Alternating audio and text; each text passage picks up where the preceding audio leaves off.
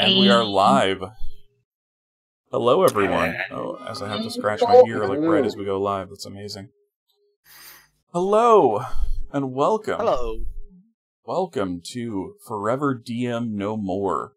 As you may have noticed, this time there was no intro video, and that is entirely my fault. I take full responsibility, but shit happens, you know. So, we're going to go ahead and dive right into a recap. As you also may notice, we are down DeForest once again.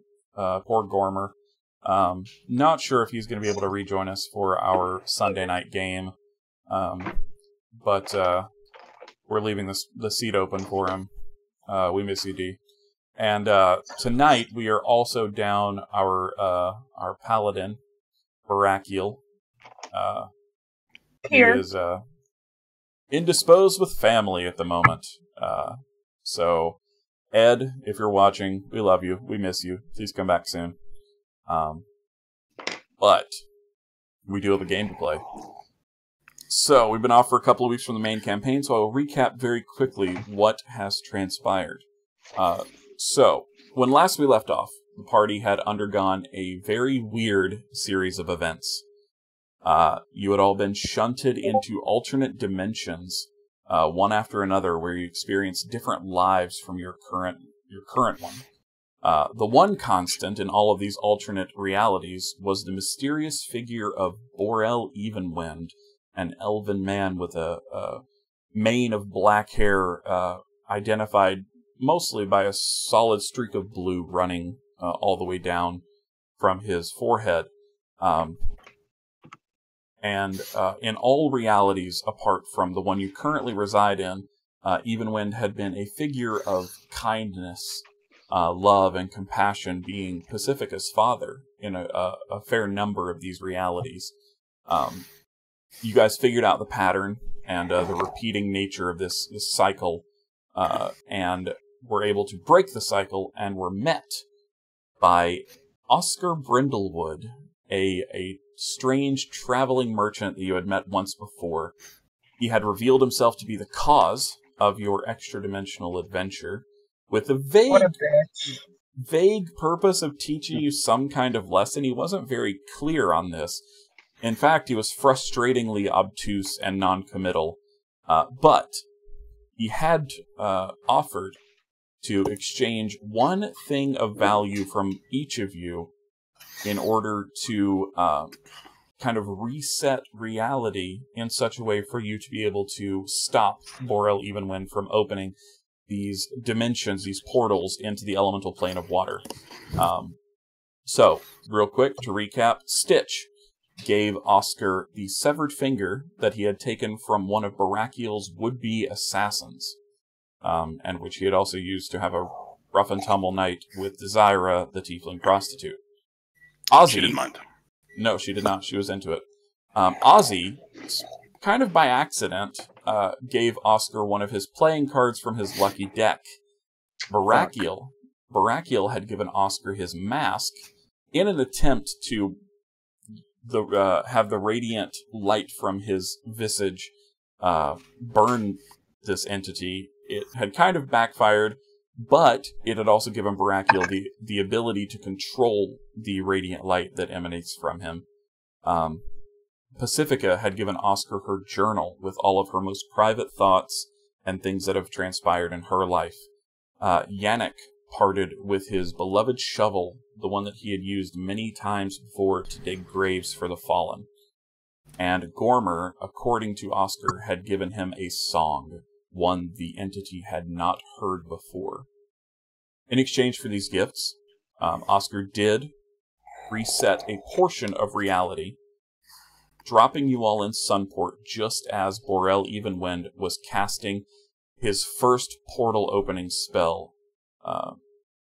And we resume our adventure as you all see Borel in front of you beginning to cast the spell and tear open a hole in reality. And Pacifica calls out to him by name. And so you see this dark-clad elven figure with the hood blown back at this point from the sheer force of wind and water that is coming through the small, relatively small compared to the one you all had seen above the ocean. It feels like not yesterday. And he is concentrating very hard, and as he hears his name yelled, he kind of looks up in confusion and sees all of you and sees Pacificus specifically. That's hard to say. And kind of stops, and you see his concentration waver, and he kind of looks to you and looks to the portal and looks to you and looks to the portal, seemingly unsure of what to do at this point, and you see a flash of recognition in the eyes. What do you do? Pacifica sends Bjorn. Like, get him. Okay, there are currently like torrents of water, gallons of water, like a fire hose, just gushing out of this portal. It's about 1 foot in diameter at this point, so it's just like a large-mouthed fire hose just pouring water out, but it is not touching the elf. So you're sending Bjorn forward to do what? Bjorn is going to go forward and, the attempt is to either break the concentration or actually get to Borel. Okay, yeah, he can make it. So what would you like to have him do specifically? Like grab onto him, try to shake him, or knock him down, or... the police dog arm attack? Yeah. Right. He's going to throw his weight at him. Roll for a bite attack for Bjorn, please. Oh, boy. Bjorn plus... Okay, you roll a 16. 16, that'll do it. So Bjorn kind of jumps up and latches his massive jaws onto this. Like, he's an elf, so he's fairly thin and kind of frail looking. And he raises his arm, and Bjorn just grabs onto it, and his mouth just encompasses the entire arm. And did you instruct Bjorn to do, to damage him, or just to try to break his concentration? No. Bjorn is just trying to break concentration, if not knock him over. Okay, so I will also have you... Yeah, let's roll a strength check for Bjorn, please, and I will roll one for Borel. Okay, 14. Yeah, that'll beat his 8. So he is actually knocked backwards. What is everyone else doing? I'm gonna shoot magic missile at him. At him. Okay. And I'm gonna use sorcery points to empower my spell. Okay. So that I can re-roll the lowest dice. So, all right, here we go. We've got 2. I'm going to go ahead and re-roll this one. Mm-hmm. Okay. Okay, so that's going to be 12 points of damage. Okay. And then I'm rolling for wild magic now. I didn't roll wild magic. Good deal. All right. Yannick, Stitch, what are you guys doing? Can I get within 30 feet of him? Yeah. All right. I'm going to get within 30 feet and cast second level blindness on him. Oh, shit. What save is that? It's Constitution saving throw, DC's 14. With a natural 7, he does not make that. So he is now blinded. For 1 minute. And you see him just kind of freaking out. Kind of pitiful, and you do see the portal begin to wobble, and the edges begin to kind of close in back towards the center. Stitch, what are you doing? I'm going to try and restrain this guy, and I'm going to tie his arms behind his back. Are we trying to kill this guy? Pacifica says no. Okay, that's kind of what I figured. That's why I asked the question. So I'm going to try and kind of restrain him and tie him up. Okay. So if Pacifica said no, I say out loud to Stitch, kill him. We have to end it. Kill him now. Pacifica's like, no, you can see that the portal's already closing. Why don't we just stop him and talk to him? So would you say I had advantage on the attack? Well, what are you trying to do again? You're trying to restrain him? With Bjorn on top of him? Yeah. Well, Chris kind of said we were trying to murk this guy, so that's kind of my thing. Yes. Okay. Yeah, that's Feed happening. the dark side. Okay. Let it flow through you. Let's see here. That is a 19 to hit with the rapier. That will hit. Roll your damage. And you have an ally in conflict with him, so I believe you do get sneak attack for that. Okay, that's 15 for just Okay. the rapier. All right, so yeah, the rapier kind of slashes across his back, and you see him stiffen and just kind of grunt as he's rolling around on the ground trying to get away from this massive dog. And at this point, Barakiel will step forward and will loose a javelin at Not to him. interrupt you, but I never got my sneak attack damage in there. Oh, yeah, do that. Do that, do that. Sorry about that. No, it's fine. I'll see if Barakiel That's hits the javelin. Fuck yeah, he does. That's another 7 damage. Okay. So what was the total on that? What I say, 15 plus 7, 22, 22. All right. And the javelin does... of course, wrong thing. 1d6. I don't have Barakiel sheet in front of me, so we'll say that does 4 damage. So this javelin kind of sticks into Borel's other arm and actually pins it to the ground, and he is just lying there with at this point, Bjorn is kind of laying on top of him. He is bleeding from a wound on his back, the magic missiles having impacted his torso, and he is not looking good. Can Pacifica go over there, like run over there? Yep. And pull a Pocahontas? Or like Pocahontas laid her head down to protect John Smith? Sure. At this point, as you're running over, you see the portal just vanish. And his hands are just kind of at his... Well, one is trying to block, and the other one is pinned to the ground by a javelin. Yeah, Pacifica just yells out, ceasefire. Do you all listen? I look at her, and I'm holding, my magic cards in my hands. I'm like, Pacifica, don't do this. He's the reason he has to die. He doesn't have to die. We can stop him now without killing him. We can stop this. So I kind of look between Pacifica and I go back and forth like this, and I've kind of got my dagger over this guy's throat, and I'm like, please let me try. Just let me try talking to him. Ooh, roll a persuasion check. I'll roll against you. All right. Oh, Jesus fucking Christ, Pacifica. I'm gonna do a Tides of Chaos to give myself advantage. My highest is a 10. She just rolled a nat 20. Oh, fuck. She's crying. Her eyes are glistening. And she's got her brows furrowed. And she looks very determined. All right. It makes me very uncomfortable that she's crying. I'm holding the energy back. I'm like, you've got one chance, and then I'm ending it. All right. Do you two stop as well?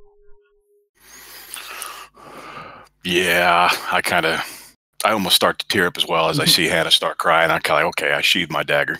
All right. Yannick? Yeah, I take up a defensive position around her, just waiting. Okay. If he makes a wrong move. So, are the two of you readying actions, or the three of you? Yeah. Or what are each of you readying? And what is the trigger? If he tries to escape or makes any hostile movement, I am poking him straight to the eye with my rapier. Okay. Ozzy?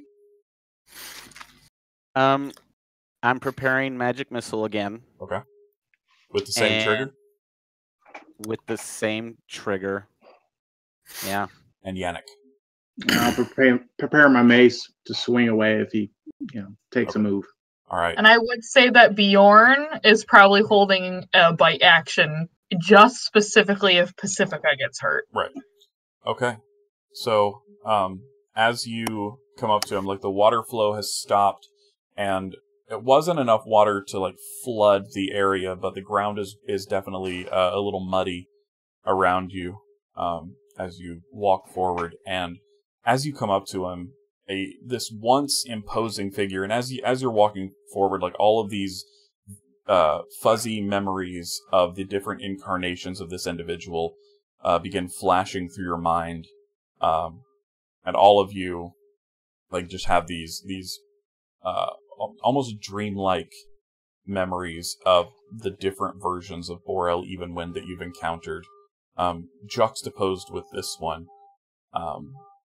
And Pacifica, you come up to him, and he's just laying there, looking stunned and sad, like he's lost something. So Pacifica, she takes a deep breath, and she's like, I don't know if you know who I am, but why are you trying to do this? And he kind of breathes very deeply. I must. It is what I've been commanded to do. I must obey him. And for the briefest moment you recall from before, when you had seen this massive portal opened above the ocean, seeing the gigantic tentacle kind of floating just beyond the portal, and you remember right before time had stopped, seeing a large, larger than life eye kind of just turn towards the portal, gazing out at all of you. And he just kind of nods. Him. And how did you come in contact with him? He spoke to me. How long has it been? Yes, there is music in the background from the ice cream truck, by the way. I heard so it is. Yeah, it is. It is very appropriate for this particular conversation. Beautiful. Hate this neighborhood. It's not a very good ice cream truck either. Too overpriced. Anyway. So he just says him and no other information about who's making him do this. He will say, I know not the name. Only that I was commanded. I could not resist. I've been chosen. And you can actually make an insight check. So Stitch is also standing over him. So Stitch, you can make an insight check as well. 18. 16. Okay, so you both kind of gather Pacifica a little more in tune with this individual, given your alternate realities and interactions. That he's not fighting you. He seems genuinely upset, but not angry. It's just like he was given a task, and he is driven to complete that task, and now that you've interfered, he's not sure what to do. He was not prepared for this. Please, why don't you can come home with me, and my mother Tesselar can help you. And at that name, his eyes kind of widen. Tesselar. I know her. I approached her to join me, and she refused. Can I get up? No. I don't think my teammates will agree with that right now. And at this point, Gormer comes up and actually removes the javelin from his arm and places his hand over the wound and closes it. and hands the javelin back to Barakiel, who is just standing, waiting. And Borel kind of nods. That is probably wise. I do not know how to proceed. Well, like I said, I'm sure that my mother can help you. Are you... What? No. No. Jail. Jail. He doesn't need jail. He needs help. That's not going to help him. He'll just get out. What happens then? So are we getting the vibe that this guy's conflicted, or he's given up on this quest he's been given? Based on the insight check you had earlier, he is conflicted, but he genuinely doesn't know what to do. Like, it doesn't look like he's being given any directive for this particular circumstance. And yeah, again, based on those insight rolls, you can tell like there is some hold that seems to be slipping from him. And like the more you speak to him and the more he looks to all of you with this look of recognition, the more the hold seems to be diminishing. And he will actually begin calling you out by name. Beginning with Pacifica. How do I know you? In other lives, you are like my father. And in regards of those lives, I want to help you. Because I feel it could have happened here too, but it didn't. And I'm sure there's a reason for that. And I'm sure it has to do with whatever him is. And that's how I know that this isn't who you are. And we shouldn't kill you.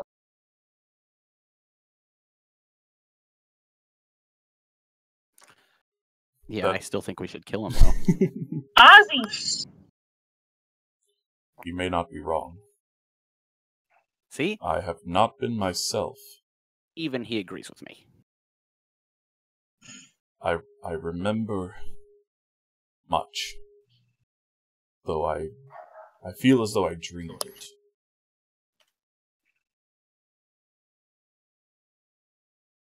Maybe you did. Maybe Did you we all seek did. out Did you seek out these dreams, or these dreams come to you unwanted? I sought knowledge. I wanted to find a way into the elemental plane of water. I've always been fascinated by it. And in the library of Talim, I encountered a ritual that would allow me to open a portal into that plane. I attempted it, and that was the first time I heard the call. It overwhelmed me. It doesn't sound like you've done any of what you did on purpose. I never meant to hurt anyone. I believe that. Thank you for stopping me. Have you been stopped? Do you plan on continuing this path? I feel no desire to do so. That is not to say that I won't succumb again. It may sound self-serving, but I feel that being taken to the Druids is the best course of action. They will be able to keep me in check. And it will allow me to see her again. Even if it is behind bars. For some time it may be. But it might not be that way forever. I accept that. I can take you there. This is... Are we serious right now? Stitch, are we really going to let this happen? We were sent on a mission to stop this nonsense. Question is, have we accomplished that? You guys can come with us to make sure he is locked up. That would probably be safest. No offense.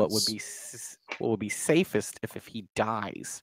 Well, Not that's fair. necessarily. He just kind of nods like, that's fair. He wants to die. Oh, no. I do not wish to You die. be quiet. He wants to die. No, he doesn't. Ozzy, you're the one with a death wish. Let's just move on. Ozzy has more of a murder wish than a death wish, really. That's true. Yeah.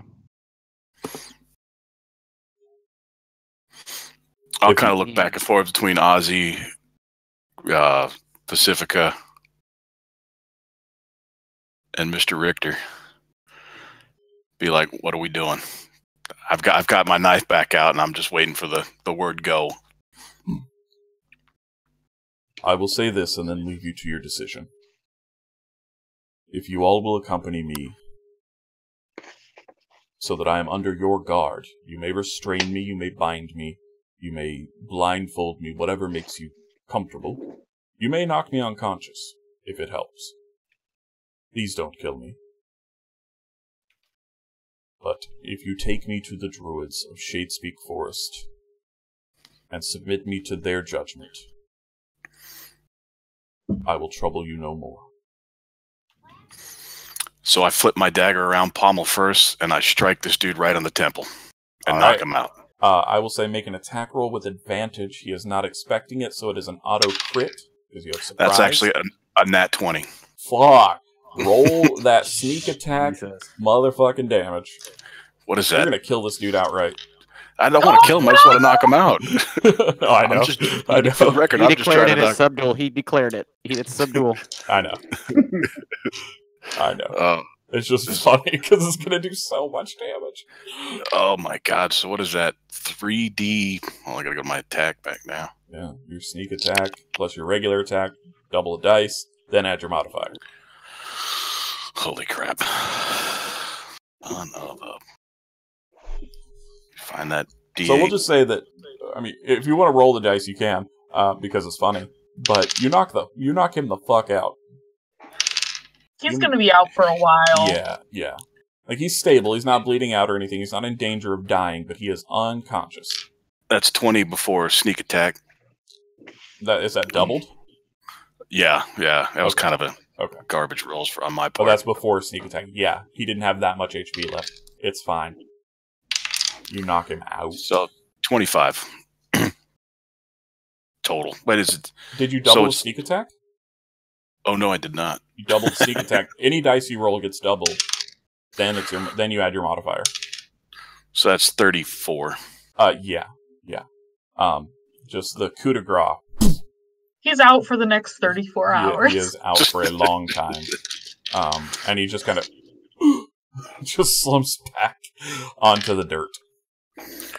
We are tying this fool up in the meantime. Okay. And blindfolding him. Well, he was... Oh, yeah, fuck. He was still blinded, wasn't he? Well, he gets to save at the end of his round. Of his turn. Yeah, for narrative, we'll just say that he made the save at some point. So he was able to see you guys and recognize you. So yeah, what are you guys doing with him? We're taking him to the druids. Before we do that, I like to make a medicine check just to make sure he is stable. All right, roll that check. Oh yeah, that's 23. Yeah, he's gonna have a headache when he wakes up, and a fairly large welt on the side of his head, but he is stabilized. He is not in danger of dying. He will wake up in a few hours with a concussion, most likely, but he'll be all right. He's not dying, even if he was. I had an ability to save to stop that, so he's good for now. So how far away are these druids, Pacifica? Well, Pacifica, and the rest of you, now is a time to note something interesting. Now that you're all kind of out of combat and things have calmed down a bit, you still have the memory of the mission that you were originally given. However, those memories are fuzzy, as though they occurred in a dream. And Barakiel, you'll see him kind of rummaging around in his pocket, looking for something, and seems perturbed that he can't find whatever it is he's looking for. You all have memories of meeting with Perrin Yaitaro and being given your mission, but again, the memories are fuzzy. And you can all make intelligence checks.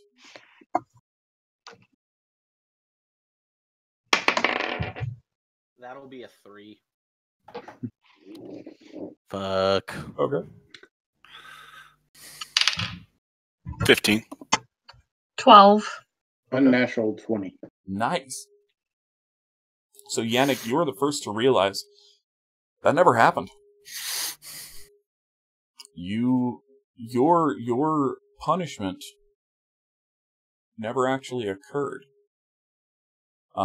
You start to remember back on the chain of events that led you to Sunport City, and you remember what landed you in trouble in the first place, burning the body of your commanding officer. However, you also remember that kind of overlaid on top, you see in your memories a group of people watching as you burn the body. And at the front of them is a short halfling man with a glorious handlebar mustache.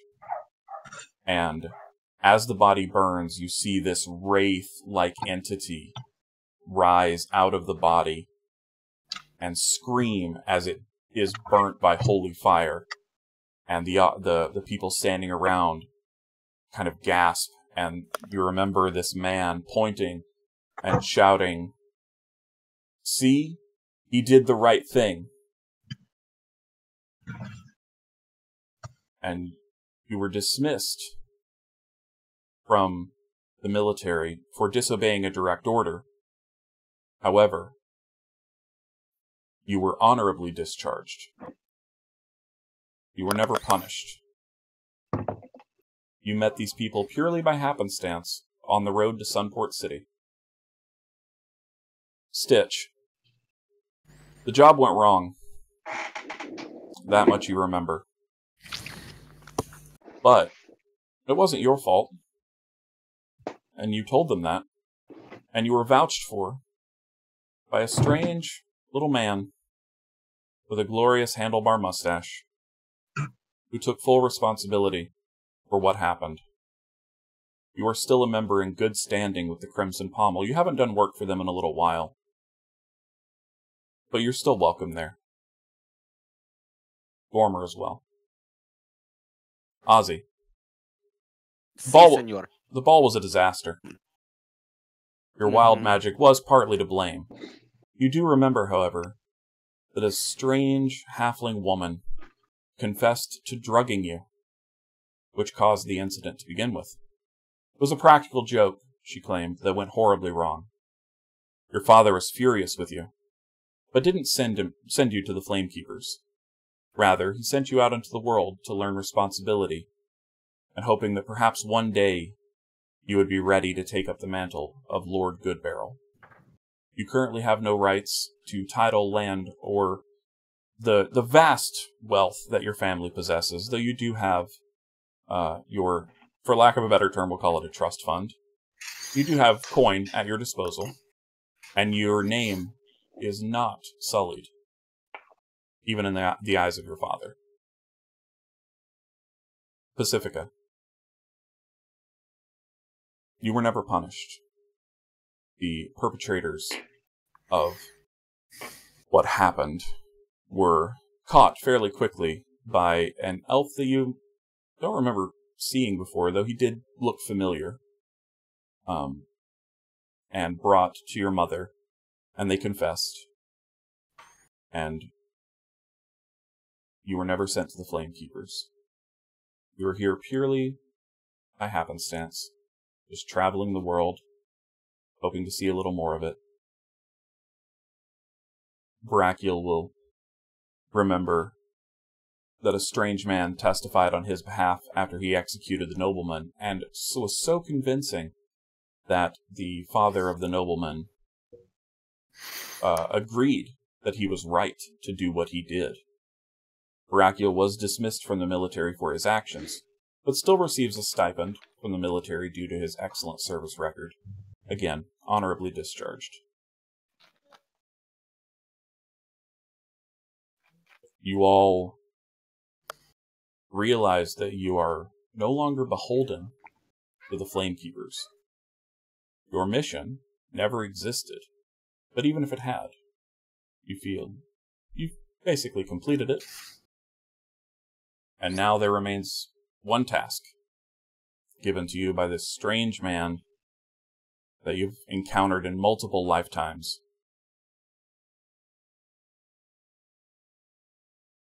And Pacifica.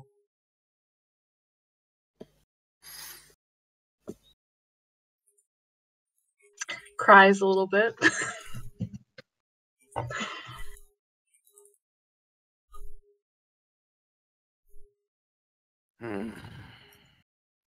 I don't like my mind being this fuzzy.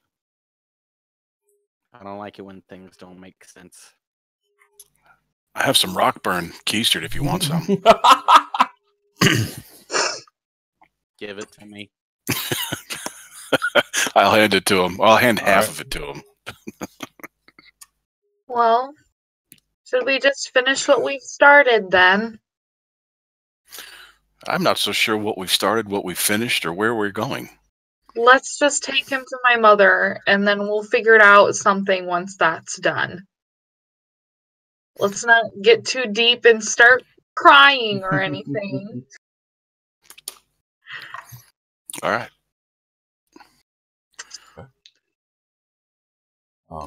Brachial approaches the rest of you and tells you that the letter from Paranyaitara is no longer in his possession.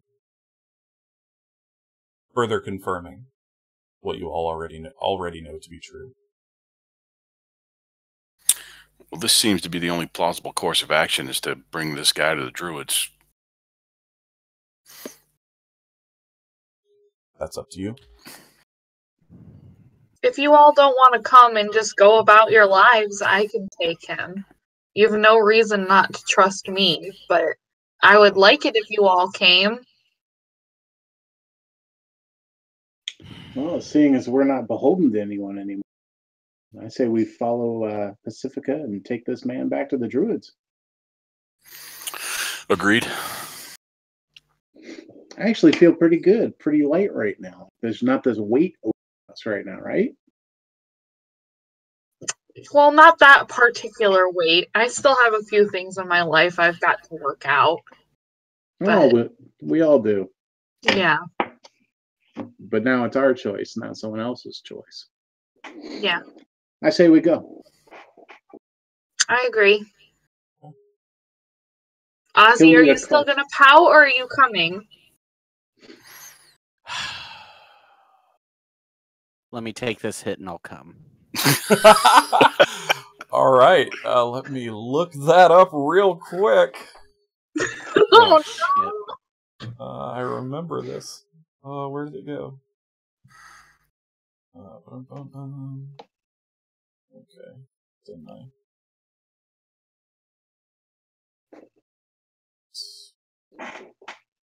Sorry. All right. Okay, I need you. So you're firing it up. So Rockburn, again, it's like a bunch of small pebbles that are packed into a pipe, a long-stemmed pipe, and you easy enough for you to like produce a small flame to heat it up. And once it's heated, it glows like lava. And you inhale on the pipe. I need you to make a Constitution saving throw, please. Or you can willingly choose to fail it. That's a 20. Oh. You feel a little lightheaded, slightly dizzy, but you're not really sure what the fuss is about. Like, tobacco does the same thing. Well, damn. What is this you gave me, Stitch? I have more. You do. Beggars can't be choosers, I guess. All right. All right. So, Barakiel will come with you all as well. And as you all as Barakiel picks up the body of Borel Evenwind, hog-tied at this point, I assume, and have you gagged him, or is he just tied up? Tied up and blindfolded. Okay. So he kind of puts him over his shoulder, and you all begin kind of making your way towards the public teleportation system, since you would know at this point that you no longer have free reign of the private use teleportation circles, now that you no longer have your letter of passage. But you notice that one of your party is not following. Gormer is kind of standing at the back, just looking to you and kind of looking off in the distance, back towards the road out of Sunport. And he will kind of sigh heavily and approach all of you and tell you that he agrees with what you're doing and that it needs to be done, but he has someone important to him that he has to find, and that he feels that he will do a better job and be able to move a little faster and track down this person's whereabouts if he goes on his own for a while. Well, Gormer, if that's how you want it to be, that's how it's going to be. I'll make sure that Stitch doesn't use all the drugs and he shares it with me equally. You do that. But be careful. So Pacifica kind of goes over to him and waves him down to her height. He leans down. And she puts one hand on one of his cheeks and then kisses the other one and just says, "Good luck, you blessed friend." He blushes immediately. And he kind of awkwardly tries to return the gesture.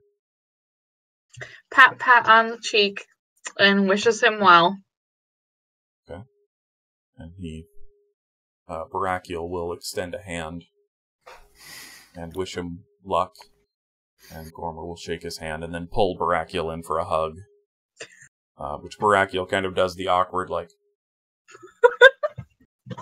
thing, there. And then he immediately wraps Stitch up in a big hug. I'll hug him back and I'll say, "Stay safe, buddy. You know where to find me." I do. And he will approach Yannick with his hand out. And Yannick will shake it and pull him in. And if you ever need protection, Yannick will tell him some temples that he knows that would honor him, give him secure places to stay on his travels. He nods. And you can see him kind of making mental notes of those locations. And Gormer begins making his way towards Sunport City's exit, back up the path you guys had come down towards the Singing Woods, and just waves farewell to all of you. And you watch as he kind of disappears over the horizon. And you are all making your way towards the public teleportation circles.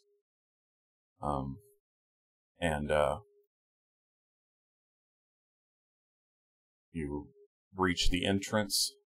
It is open, and you see a young human woman there with blonde hair, and she looks like the person who kind of is the official for this particular teleportation circle.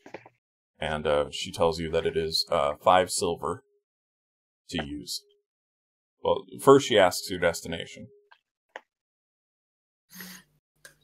Shadespeak Forest. She'll tell you that she can get you to the teleportation hub just outside of Talim, but you'll have to walk on foot to actually get to Shadespeak Forest, which you would know, being from that area. You've walked that path a few times. So it's 5 silver. One of you Does can, the passed can out cover it. body count? We'll throw him in for free. She doesn't ask any questions.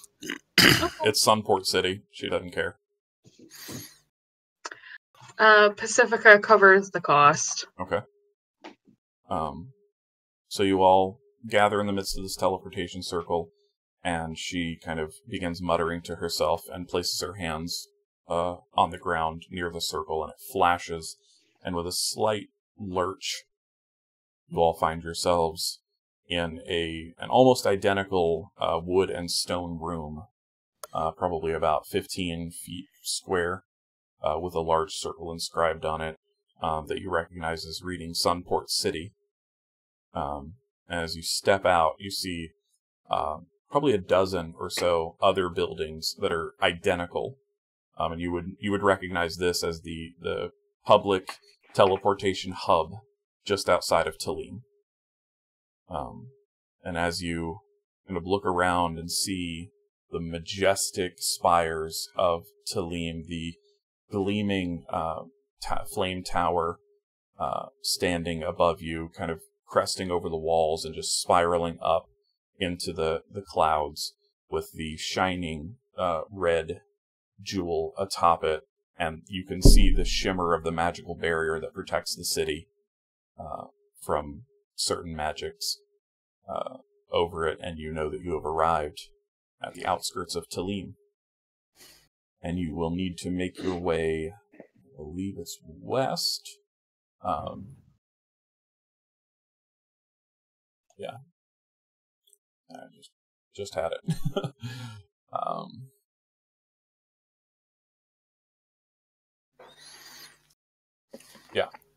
West towards the Shadespeak Forest, into the heart of the forest where the druids of that forest reside.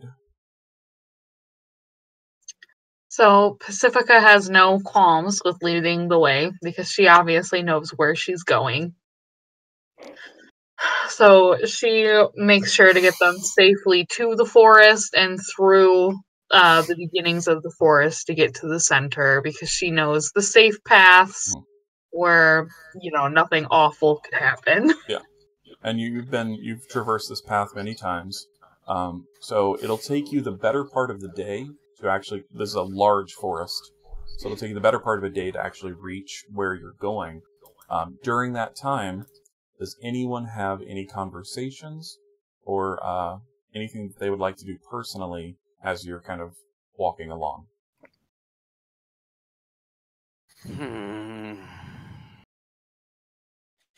Well, I try to spend that time honing my wild magic. Okay. As best as I can, so that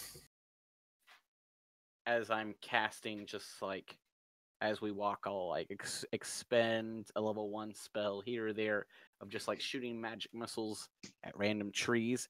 I'm trying to hone in on like just channeling so that I don't have the issue. But I'm assuming that's not going to work anyways. And so I'm going to roll wild magic 4 times. Hold on. 1. First, I will have you make an Arcana check. Let's see how this goes. Okie doke. That's a natural 1. Oh shit! Oh wait, I'm a halfling. I Yep. can re-roll that. I would use that shit. I would re-roll that. No, that's another natural 1. No! Oh, narrative! How I love thee. I can't fix that. Okay. Oh, no. So as I mean, the worst possible outcome is that you have to roll wild magic 4 times. Okay. Oh god. So roll The campaign ends here, folks. it. Ozzy kills everyone with 3 fireballs. Let's pull up that wild magic table. All right. Fingers crossed. Indeed. Okay. Where is it? Come on. All right. Okay. Here's roll number 1. All right. All right. First roll. I'm a sheep again for an hour. That's the first time. I traveled. That was 17. Okay, but how can you even cast spells at that? Well, it's taking me the better part of a day to travel this, so I assume he's just a sheep for an hour, and then once he's not a sheep, he casts it again. Or Stitch clubs him in the head. The next roll. Please, Stitch. No, I want to see this play out. Up to 3 creatures you choose within 30 feet of you take 4d10 lightning damage. Oh, God. Okay. Please choose trees. Well, they have to be creatures. Birds? So, real quick. I do kill some animals. I was going to say, I will have you roll a perception check real quick. Super fast. Okay. Oh, God. Okay, that's an 11. Okay. All right. You do see a deer. You see a bird. And you see a squirrel. Okay. Thank God. I like shoot. Just instantaneously, just, oh, fuck! Okay. That's 2. And you see a dead guy on 32 points of damage. Yeah, they are all toast.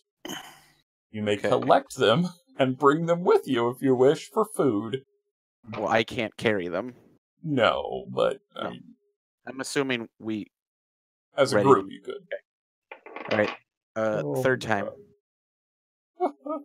Okay. That's. Okay, well, I become immune to being intoxicated for the next 23 days. Okay. All right. And I challenge Stitch in the future to a drinking contest. Okay. Okay. And the last one, oh shit. Oh no. Okay. For the last minute, there is faint ethereal music playing around me. Just for a minute. It sounds like an ice cream truck. Yeah. Yeah. Just all the time.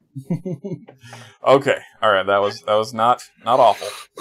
At least they didn't die. Yeah. Oh. It could have been so bad. Yeah. At the end of this, you are probably a little frustrated. With I'm very frustrated. Yeah, not being able to control it. But you feel like with more practice, you might be able to do that a little better. But maybe 4 times is enough for now. 4 times is enough. While that's happening, Yeah. Pacifica is probably casually trying to hold the conversation of what everyone wants to do now that they're legally free. And, after they finish this, like, what everyone's gonna do. She just kind of puts it out there, doesn't direct it to anyone in particular. Hope someone will respond. Anybody bite? I'll probably just go back to the Crimson Pommel and, go back to work as an old-fashioned rogue, make myself money, and probably a lot of whoring and drugs. While I'm having this conversation, I'm kind of sharpening my dagger, and for the first time in forever, it accidentally slips, and I nick myself to the bone. The odd thing is I noticed that I'm not bleeding. Indeed. Do you try to hide it? I do. Okay, I would like you to make a sleight of hand check, please. Oh, I got that. Maybe. 20. Not natural, but a 20 nonetheless. Okay. What is everyone else's passive perception? Anybody higher than a 20? Or meet a 20? I know, it's unlikely, but... I have a 16. Oh. So do I. Okay. Alright, so yeah, none of you notice Stitch cut/not cut himself. Alright. Well, as we walk, Yannick would like to ask, the entity that we met at the end of that experience, you all met him on the road as a salesman of some sort, correct? Yeah. What was your feeling of that? He felt different. I did not like him. No. I also None of you don't.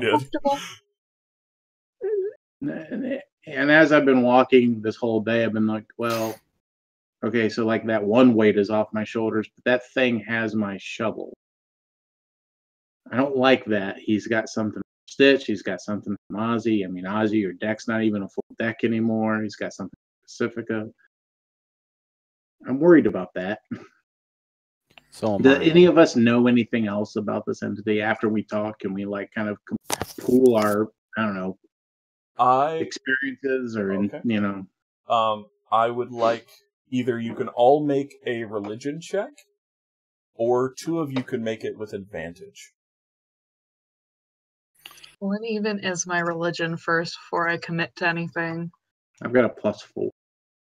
So Yannick, you'll Religion, definitely no. roll. Yannick, I will aid you. Roll with advantage. Does anyone else want to roll? +0. No, I'm good. Natural 20, 24. Oh, nice. Thank you, Pacifica. Okay. You're welcome. So without anybody else needing to roll, Yannick, you, after like thinking it through and kind of pondering, in your travels and your experience with your own deity, there have been legends, myths about primordial creatures that walked the earth long before even the gods. And this would be before the Cataclysm War, before the world was broken and then remade. A lot of it is lost to time, as these things are wont to do. But there was one in particular who kind of stands out from your reading, and it was a mischievous kind of creature who kind of appointed themselves as the guardian and guiding force for the material plane. And this entity resented being not necessarily ousted as much as replaced by the gods.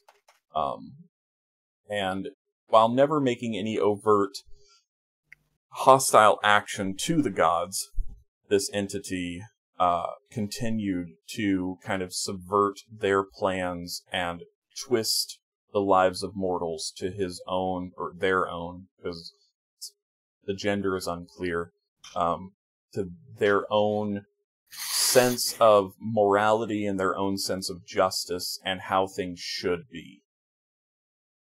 Rather than just letting mortals kind of live their lives and let the chips fall where they may, this entity has been rumored to interfere directly in the lives of mortals. And the more you think about it, the more you remember reading about this individual. This definitely seems like a character that fits that bill. There is no name recorded, however.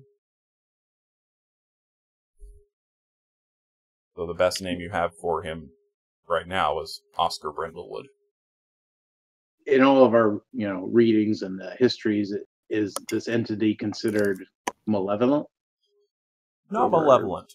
Just unsatisfied with letting things run their course naturally. This entity has been rumored to resurrect people that were long dead into just their normal lives, as if nothing had happened to them. This entity has been known to change reality itself in small ways. So he likes Much playing like- dollhouse, essentially. Kind of, yeah. And it's very much out of a sense of, again, like a personal sense of justice and how things should work as opposed to how they are working. Never anything on too grand of a scale, though, which is kind of interesting. Like war and famine, those sorts of things don't seem to interest this individual. It's the lives of mortals that it concerns itself with. Does this entity take? Does it focus on a specific set of lives for a specific set of time, or is it just kind of random throughout time? It seems fairly capricious. Like it finds something that it doesn't feel is right, changes it somehow, and then moves on. that we know of, because if That it you know can of. change things, Yeah. may not know the full story. Yeah. That's frustrating. I do not like this. Okay. Now there's a whole new weight on Yannick. Great. Sorry. It's okay. All right. And this whole time, Barakiel, you'll see, is just kind of concentrating in on himself, and kind of, you see his face radiate and then diminish, and then radiate and diminish. It looks like he's learning how exactly to control this radiant energy that emanates from him. But you do notice, for most of the journey, like, he's so used to having his face obscured that he keeps enough of the light coming from his face that you can't see his face directly. It's like looking into a light that's slightly too bright. Like, and it seems almost subconscious, like he's just not comfortable with people looking him directly in the face. I comment as often as possible. Of course, he ignores you, which I feel is in character. As he would. I feel is in Yes. character. All right. Anything else? I kind of turn around and say, "Hey, Gormer," and then I'm like, "Oh." I kind of sink my head down and march along. Yeah. Pacifica frowns. Bjorn whimpers. She's like, well, do you guys want to talk about, like, why you chose to give away what you gave away to the creepy shop god man? I didn't want to give it away in the first place. So you were stolen from. I was stolen from. I gave him back his things, and he stole from me. And I'm going to see to it that he just is gone. I want him gone. So I guess that's what Ozzy's going to be doing after this. Killing a primordial. Absolutely. Anything's possible. That's true. Gotta Ask me- be daddy proud.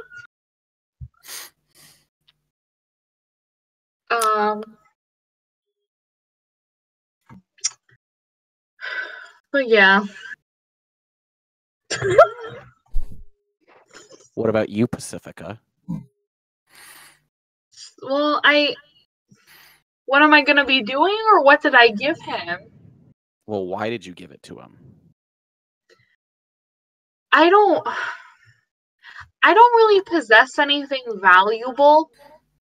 I wasn't going to give him Bjorn.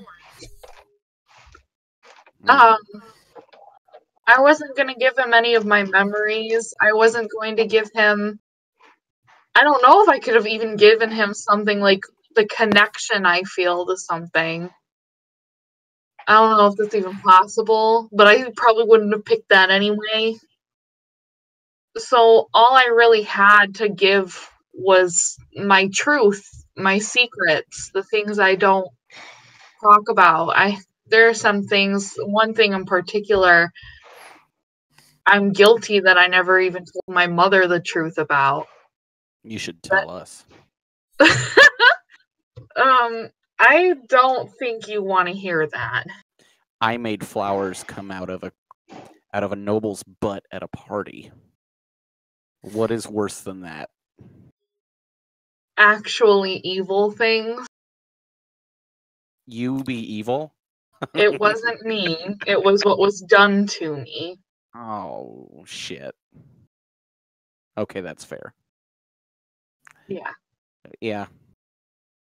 As you can tell, I talk out of my own ass sometimes. I do know that. Well, at least we both can agree to that. Yeah. Look at us bonding here, and here you want to be on this trip.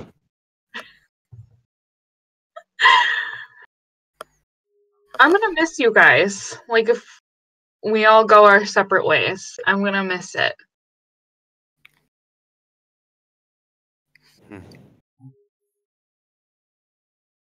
So, Yep. Are you masturbating against Stitch? He got awfully quiet. He's just missing his buddy Gormer. You We've know, been together for a while. I'm very envious of your ability to stretch in the ways that you do, Stitch. I'm very flexible.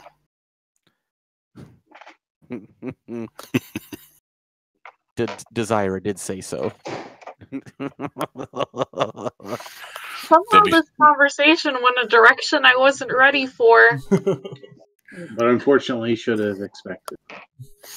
There'll be stories written about that engagement. If Bards I- will sing of it for years. I'm not Assuming writing it. anyone but Stitch remembers it. Oh, Yeah, technically, it may not Desire happen. remembers. I remember. I paid Desire for that story.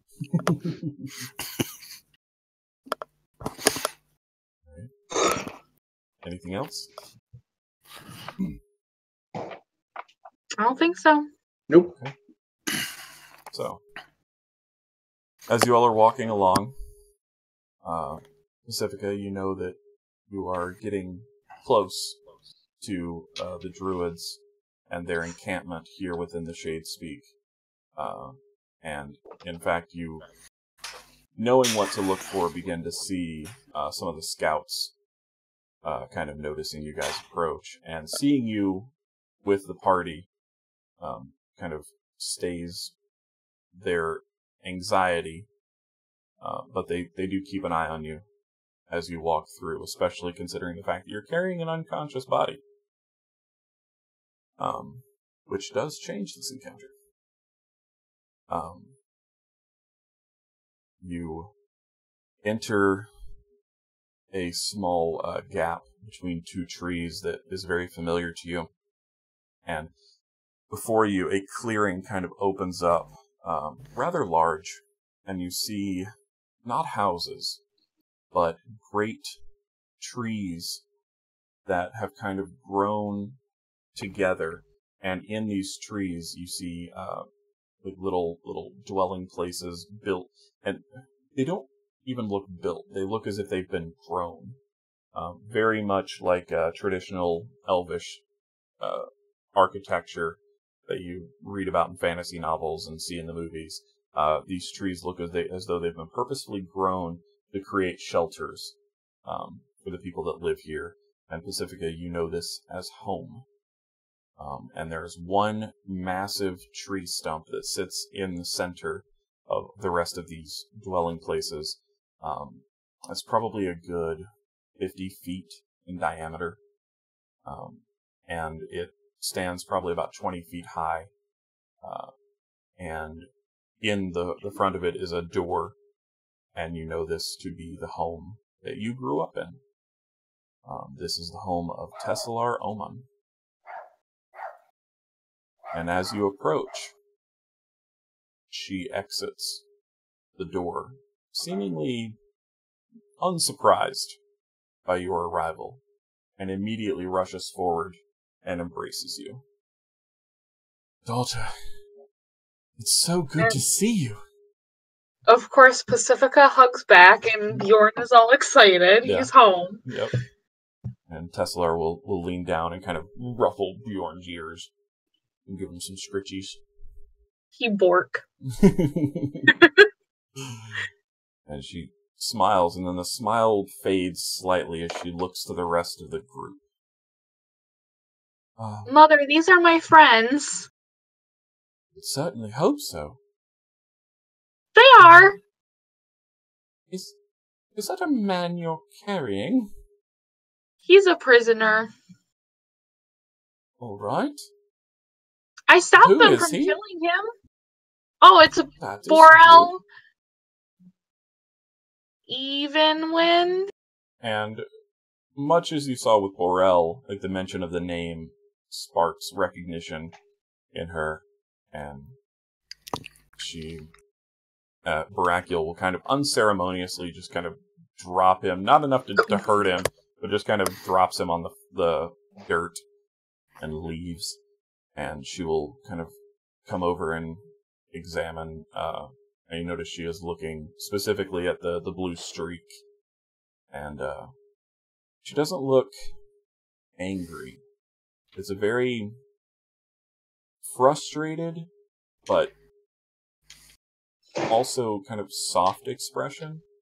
That makes sense? Like she's disappointed in what she sees, and she will look to you kind of questioningly. How did this man come to be in your care? That's a long story, and I'd really like tea. Of course. Should we keep him tied up? Can he be released? No, Last I spoke Mother. with him, he was a bit on edge. Mother. Yes. He tried opening a portal to the elemental plane of water. Yeah, he actually tried to do it, and then we stopped him just in time. And he said that he was like possessed. Her expression turns quizzical. So we brought him here for like the druids to decide what to do with him, and he is, before we knocked him out, is perfectly ready to face punishment or be locked up and forced to endure withdrawal from his possessor. And it's at this point that you see her kind of... You've seen this transition before where she goes from being very motherly and very open and warm and inviting to the leader. And like her whole demeanor changes. Her expression becomes stern, and she grips her staff very firmly and kind of places it on the ground and says, "We shall see." And kind of gestures for some of the other elves to come in and pick him up, and they carry him to one of the nearby tree-dwelling places that you know is a place where people who have done wrong are generally kept to be spoken to later. Holding cells. Essentially. It's not a jail, but it's like an interrogation room, sort of. But it's much more comfortably furnished. They're not savages here. And she gestures for you all to enter into her domicile.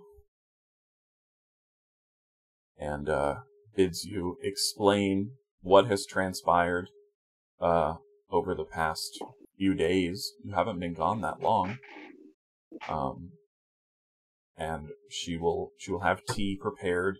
It's delicious. And yeah, she just kind of wants to know what's up. So Pacifica, of course, introduces her friends foremost. And immediately sits down to like eat some food. And it's just like, so you guys can talk. I'm hungry. For what is probably the first time you guys see Pacifica relax. Completely. And Bjorn looks like a fat, lazy dog. Yeah. Bjorn is not protecting Pacifica. He's not, like, aggressively guarding her. He is just on his back getting belly rubs from some of the attendants who are happy to see him. It's a different Pacifica and Bjorn than you're used to seeing. This is very weird. I am perturbed. On everyone's behalf. Sitting there drinking tea, eating tea cookies, like a goddamn princess. Yes. So I assume that you all regale Tesselar with the tales that have transpired. Well, I tell her. Yeah, I regale her with the tales, and I end it with, and by the way, he needs to die. It is possible That's that he your will. opinion. It is entirely possible that will be the outcome. I don't think he should die. See, look, your mother agrees with me. Mother knows best. No, she didn't agree with you. She said that that's a possible outcome. You know what? I think it's like the best outcome. You know what, Ozzy? Eat a cookie. Throws a cookie at him. I will eat a goddamn cookie. I'll eat it and I'll like it. We have ways of, not torture, but ways of convincing people to tell the truth. It's a spell. Can't you just, You may be disconnect familiar. him from his magic or something? We will certainly try. Out of character, wasn't Teslar married to this person in one life or another? In one of them, yes. Does she have any recollection of that? You ask her? Yeah. I will roll for that. She might. Oh, wow. Oh? As you say this, you see her kind of like... She momentarily enters a trance-like state. Specifically, you would recognize this. This is the trance that elves go into when they sleep. But it is also a way of exploring one's memories. And older elves who have learned to control this are able to actually sift through their memories to recall specific events. And so you see her just kind of daze out for a moment. And she comes back, and her eyes are wide. And you're not wrong, but that was another life. How is that possible? The entity that you mentioned, what do we know? He's a prick. Oh, I That's what gathered we know. that much. Do you know anything more? Adding on to Ozzy's statement, I explain everything that we came up with on the end. And she just kind of frustratedly sighs. Deities and extraplanar entities meddling in the affairs of mortals. That's unfortunate. However, you have brought him here for judgment, and judgment shall be passed, regardless of what he may or may not have done in other lifetimes. That will have no bearing on the sentence we pass when we learn the truth of this individual. He will be treated fairly, but we will know the truth.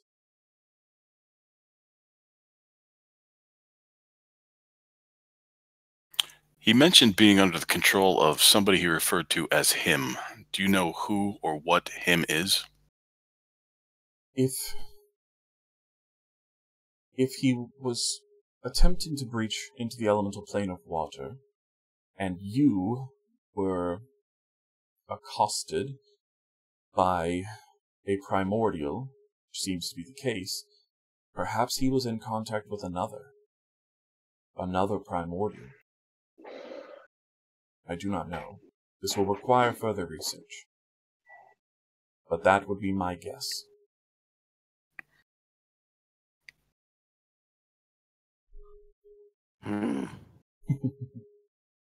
What is your opinion in that being treated fairly, like he'll die? Like if you had to surmise. If he is being untruthful, or attempts to harm any of my people in any way, I will execute him myself. If he is telling the truth and he was under the influence of some other being, we will hold him and ensure that he is no longer under that entity's sway. He will remain here, under our guard, for the rest of his natural life, whether he wants to or not. We cannot risk anyone attempting to breach the planes without it being very carefully controlled. There are things in the elemental plane of water that could destroy this world with a thought. Well, you're going to use a cone of truth? I've always wanted to see one in action. We shall. We shall use a zone of truth spell, yes. And if he is resistant to it, then we will know that he is hiding something. However, it does seem as though you dealt him a decisive blow, though he will not awake for several hours. In the meantime, I have something that perhaps you can help me with. Your traveling band. On the edge of the Shadespeak Forest, 2 days ago, there appeared a tower. Out of nowhere. We have not gone near it, because we are druids. Our magic is natural. This seems to be arcane in nature, and we were going to send for the Flame Keepers, but being an arcane practitioner yourself, perhaps you would like to take a look. It's very interesting. It hasn't made any aggressive movements. No one has come out of it. No one has gone into it. It's just there. What does it look like? I do not know the material that it is made of. It is nothing I've seen before. And I've been around a long time. But it is windowless.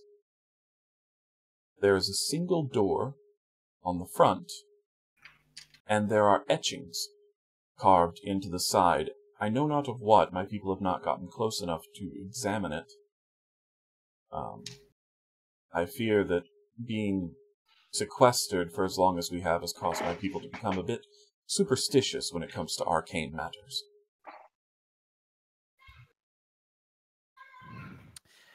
Well, I think I might go check out this tower then.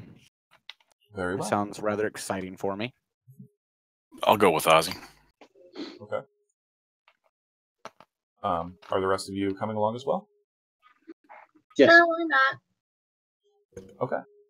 So Tesselar gestures again for one of the attendants to kind of lead you to where this tower has appeared, and it's not long. You travel for maybe 20 or 30 minutes before you begin to see it.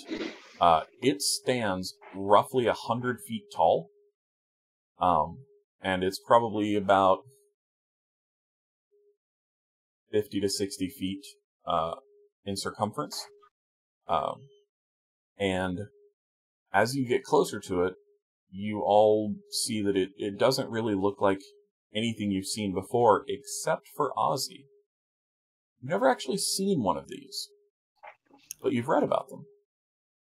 You know they exist, but they are generally kept hidden and secret.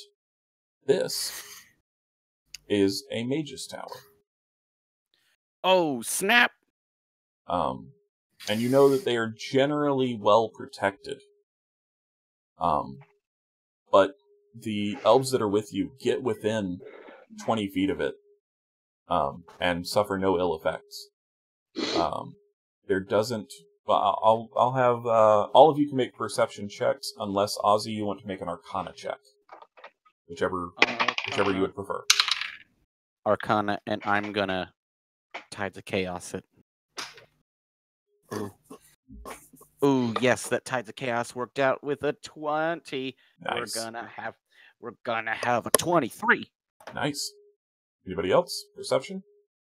13 for me. Non-natural 20. Okay. 24.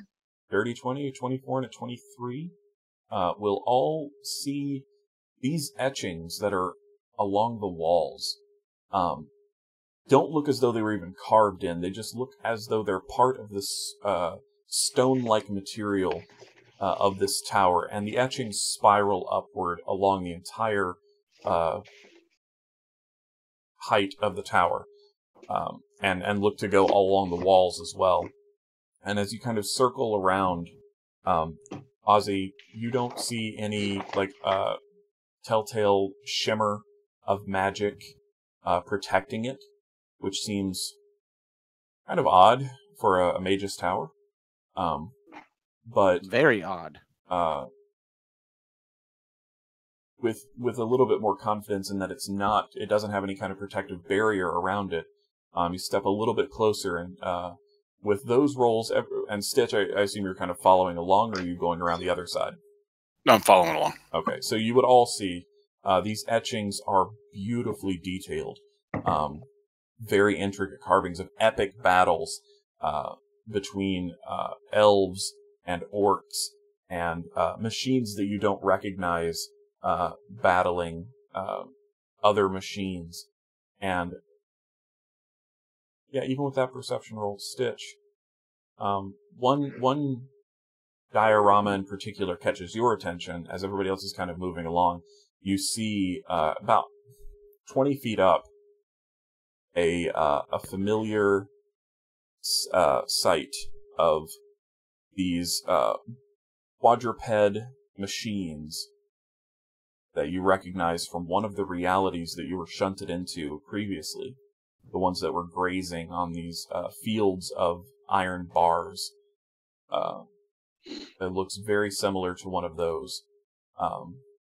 And you all see on one of the panels these contraptions that in a previous life you knew to be called automobiles. There are just all of these depictions of things that you vaguely recognize, and then you finally reach the backside of the tower from where you started, and Ozzy and Pacifica, you see a minotaur, like an etching of a minotaur, stuck in a maze, and it has spears pierced through both sides of its chest, and in the center of its chest is a slit. And with those rolls, Yannick, sorry, you would also see this.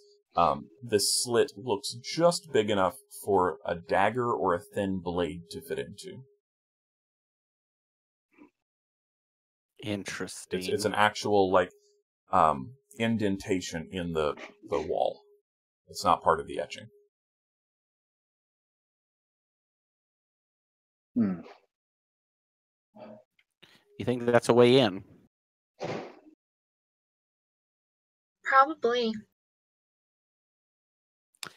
All right.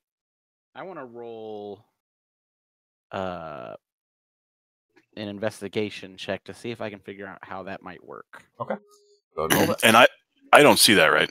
No, you are still currently looking at the etching of the machines that so caught your attention the first time. And as you're looking at it, you kind of look at your pinky finger that you had sliced earlier, and just kind of absent-mindedly rub it a bit. It's just kind of that's a 10. Odd. A 10? Yeah. You think that this may be a way to open it, or it could activate magical defenses. Not really sure. Oh shit. Okay. Is there any way that I can see inside past it? Looking into it, you see darkness. Looking into it, I see darkness. Into the slit? Is that what you're trying to do? Yeah, into the slit. Yeah, it's just dark. Okay. Well, I'm feeling lucky, ladies and gentlemen. I'm thinking I might try and to step to the other side into that darkness. Anybody have a better idea? Stitch, do you want to look at this? Isn't this your purview? What am I looking at? As you come around, kind of pulled away from this mural of machines, you see the Minotaur with the spears kind of poking through its chest, and you see a very small slit in its chest that looks like a small blade or a dagger could fit into it. I could try casting Detect the Magic. See if I like that. Pick up any bad vibes. So yeah, Pacifica is going to cast Detect Magic to see if she can sense any presence of magic around them. Okay. So you cast Detect Magic. Immediately Ozzy lights up. Of course. Yannick does a bit. Stitch, do you carry magical items? I believe you do. Yeah. Just a belt. Okay, so Stitch's belt lights up, and the entire tower just glows like a beacon to you. All right, so this tower is definitely magical. It's like the pinnacle child of magic. What could go wrong? So I kind of fling my daggers between my hands and jab it right in the Minotaur's chest. Okay. Shit. As you do, as soon as the blade sinks in all the way, you all hear a as the spears retract on the etching from the Minotaur, and the Minotaur stands, still part of the etching, and begins running as if on air around the spiral of the tower until it reaches a chain that is a little bit higher, and it begins pulling on the chain, and you all hear this off to the side, and you can see a doorway being raised by this chain. Oh my god. And that is where we will take our break, ladies and gentlemen. Nice. You've gained entrance to the Magus Tower. Alright, so everybody, we will be back in roughly 10 to 15 minutes. Please stay with us. Yeah, the exciting conclusion to this episode. Fun times. So we'll see you guys in a few minutes. Don't go away. Follow us on Twitter if you haven't already. Follow the channel if you haven't already. And we'll be right back.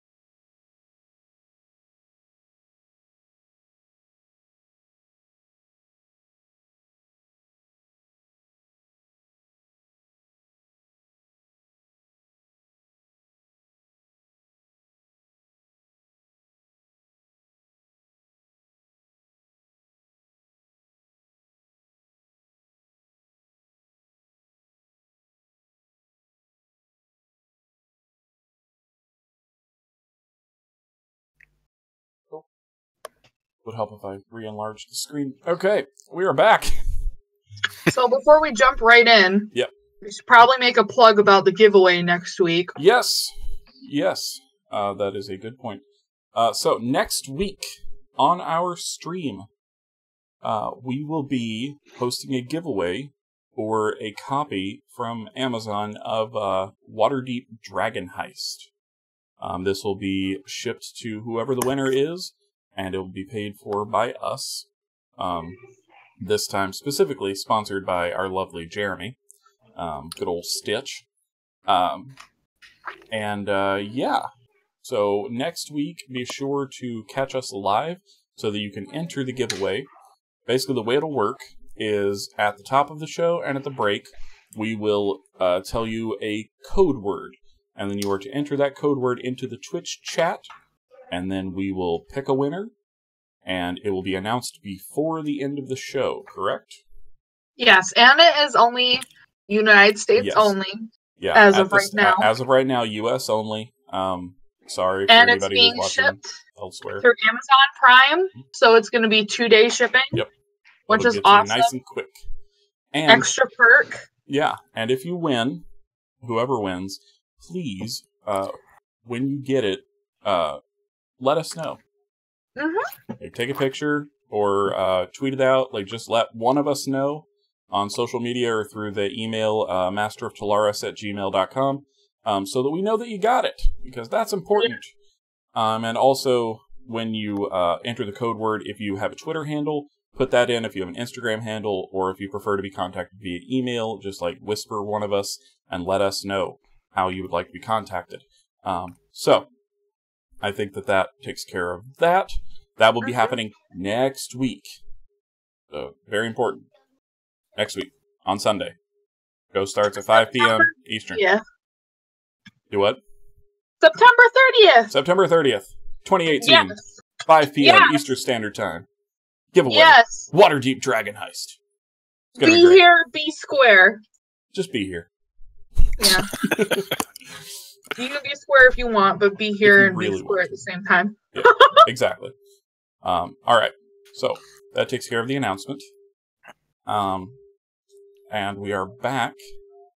The party has just encountered a mage tower that they have opened by plunging a dagger into a minotaur's chest. I got that back, right? Did you? He carried it with him. Well, does my blink back? Doesn't it come back to me anyhow? Do you want it to? Oh, yeah. Well,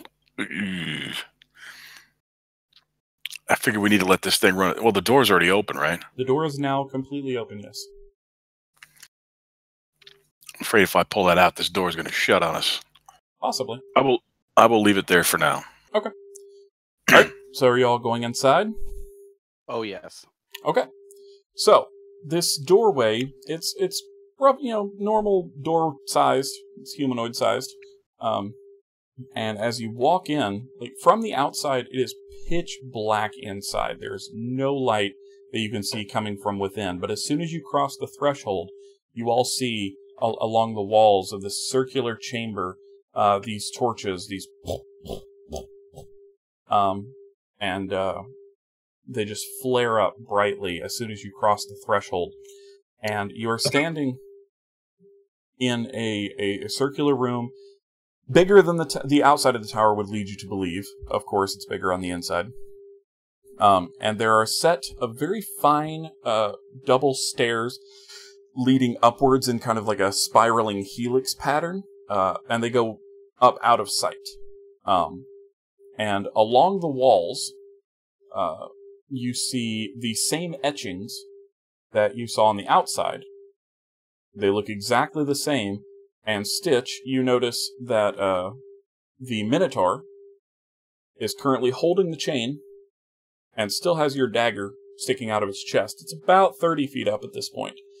Standing next to, and you see now, if you notice it, there are doorways all along the walls. Like anywhere there's not an etching, there is a door.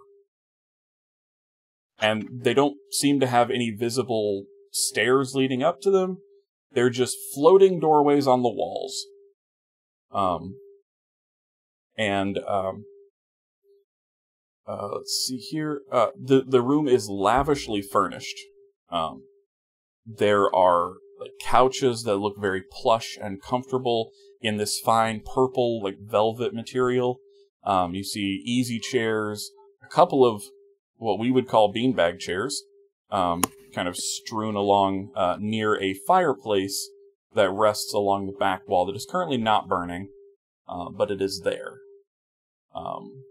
And lastly, you see, so you see some statues of like mythical creatures, these beasts of story and myth, just all along the walls as well, just on these pedestals.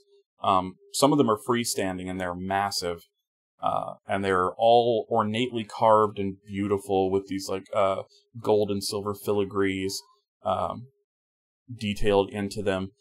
And lastly, you see a vibrant purple carpet from wall to wall, and it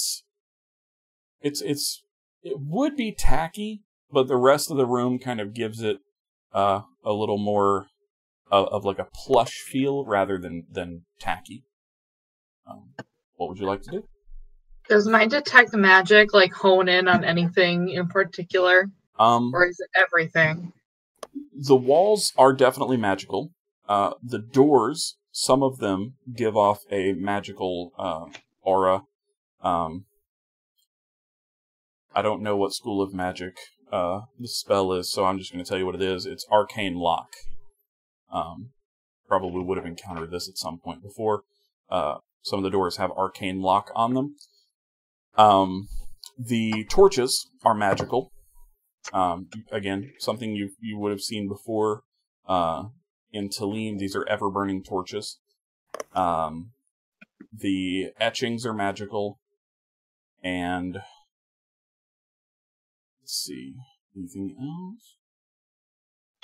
The fireplace is also magical. Pacifica relays that to the party. Okay. She relays her findings. None of the statues give off a magical aura, by the way. None of them. I'm going to walk over to the fireplace and I'm actually going to stoke the fires. As soon as you get within maybe 10 feet of it, a bright, warm flame appears in the fireplace. And it's comfortable. Is there a chair near the fireplace? There is. There are a few chairs. I'm going to kind of sit down and kind of glance around at the I'd like to make a around. dexterity save. No, I'm kidding. Yeah, it is super comfortable. Not to the point of being too comfortable. You know, like those chairs that you sit in that you like sink into and you can't get back out. This is like perfect. It rides that line between plush and too much. It is probably the most comfortable chair Stitch has ever sat on.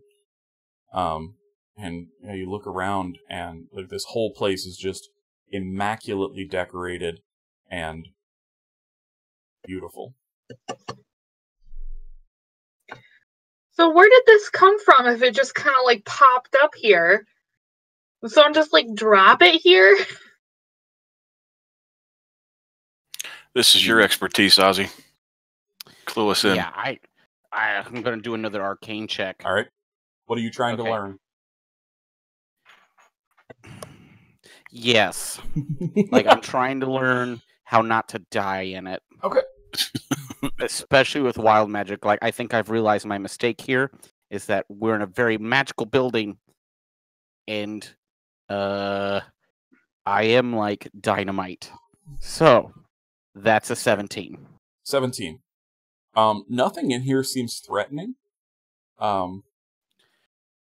As far as like how it got here and the questions that Pacifica is asking, nothing in here gives you any information about that. You know this is a mage's tower, and everything in it kind of would lead you to the conclusion that whoever this belonged to or belongs to was very wealthy And I don't know. Would Ozzy think that they have good taste, given the decorations and the he would think it furnishings? has great taste. Okay. He's like, you know, They have amazing taste. it's already set up for me to live in, but I don't know what it all does. So that's problematic. We need to fix that. Okay. So the only thing you saw was the spiral stairs that led up in a helix pattern, and then doors that are not reachable by those stairs. The doors are not reachable by the stairs. You could attempt to climb up to them. And they're 30 feet up, is what you said? The doors are at varying heights. They're just everywhere. Like as far up as you can see, as far as the staircase. They just go up and up. Should we try the stairs first? With that Arcana check, Ozzy, you would know that a lot of Mage's towers kind of blur the lines between dimensions. So a lot of Mage towers are their own pocket dimension, so they can have doors that seemingly lead to nowhere, but lead to whole other rooms. And that's kind of the gist you get from this. These doors lead to different rooms in the tower. Okay, well, what I suggest is that we just start trying them, but we magically mark them so we don't get lost. Okay. So who is going to approach one of the doors? I'm going to take out my magic deck, and I'm going to, like, I'll take out all the face cards, and I'm going to approach the first door, and I'm going to just kind of rub the card, lap it on the door to keep it there, and then I'll open it. It is locked. We should have thought about that. But Pacifica, you would notice that it is not locked magically. It just seems like a normal lock. Okay. So Citra points that out. You have a rogue. I will definitely try and pick that lock. Okay. Stitch, as you approach the door, and Ozzy, you would have noticed this first. The door you approach is kind of like 2 feet off the ground, so you have to kind of reach up to it, you think. But as you approach it, it actually seems to come down. Like, for the rest of you, the perspective doesn't change. But for the person approaching it, it seems to shift downward to your height.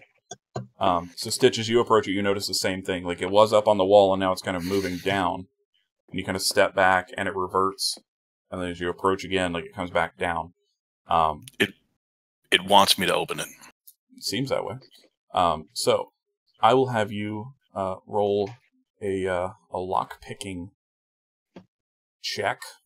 That's sleight of hand, right? Yes, I believe so. However, as you go for your lock-picking tools, they're not there. But, as you think about your lock-picking tools, your right pinky starts to itch a little, and you see some of the fur and skin part. And from your right pinky, a lockpick emerges. Oh no, that's creepy. Do you attempt to hide this? Oh.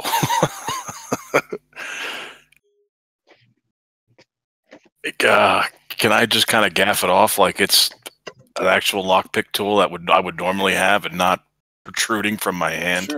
Sure. We'll factor it into your sleight of hand check, which was what was your sleight of hand check? I haven't made it yet. Okay, go ahead. 11. 11.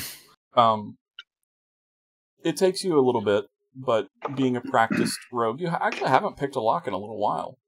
So you're a little rusty, but you're able to kind of wiggle it in. However, in doing so, Ozzy, you would see that the lockpick is not a separate tool from Stitch's hand. It looks like the lockpick is actually coming out of his pinky finger. Oh my god. Stitch? But the door opens. What is this? Stitch genuinely has no idea. Oh, okay. Definitely magic. Yep. Okay. Just goes Rain Man. Definitely magic. Definitely. Yep. I'm geeking out over this tower. Okay, but now it's open. Yep. The door is open. Okay. Or unlocked. The door is unlocked. After you, Stitch.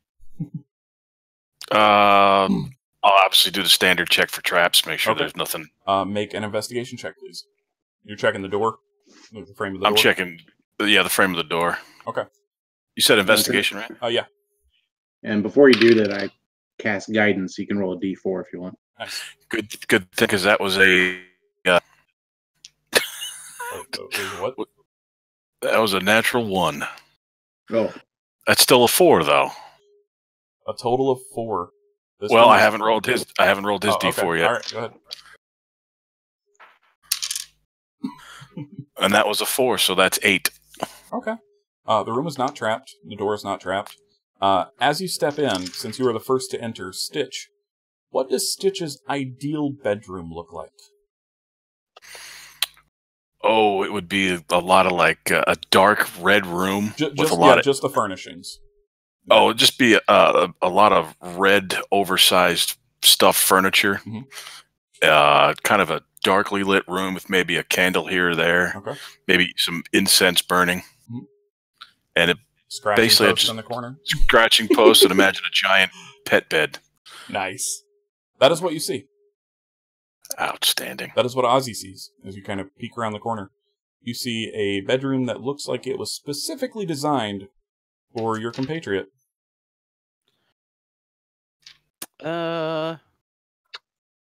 This is interesting.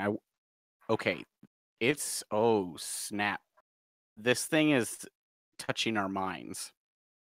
Oh, I don't like this. Maybe we should just leave then. I'm like very concerned life if we find tampered with Barakiel's anymore. room. I'm very concerned if we find his room. I don't know what Barack kind of is. Find a I statue. feel like it would just be like dungeon super that's gonna minimalist. be minimalist with whips and flagellation of himself. Oh no!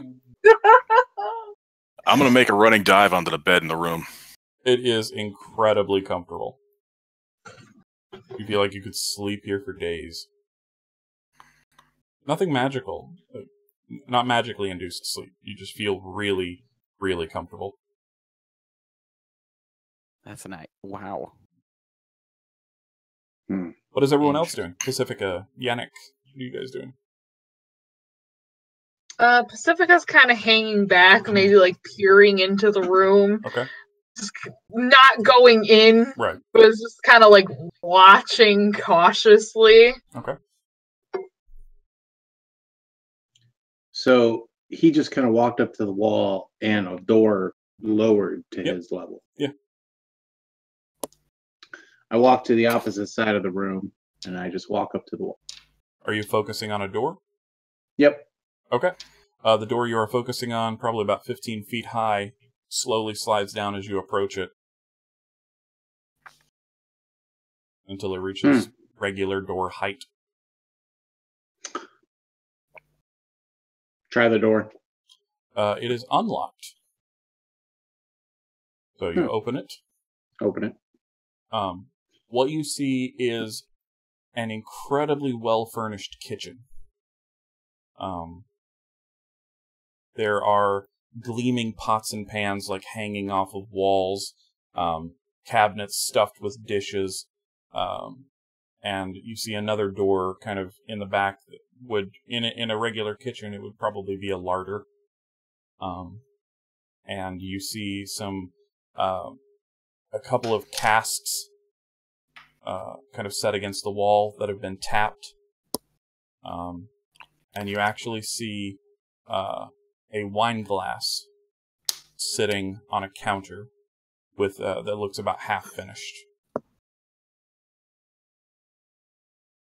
Can I look at the glass to see if there's smudge marks or something, someone's been drinking out of it around the Sure, yeah, the you rim? pick it up, kind of hold it up to the light.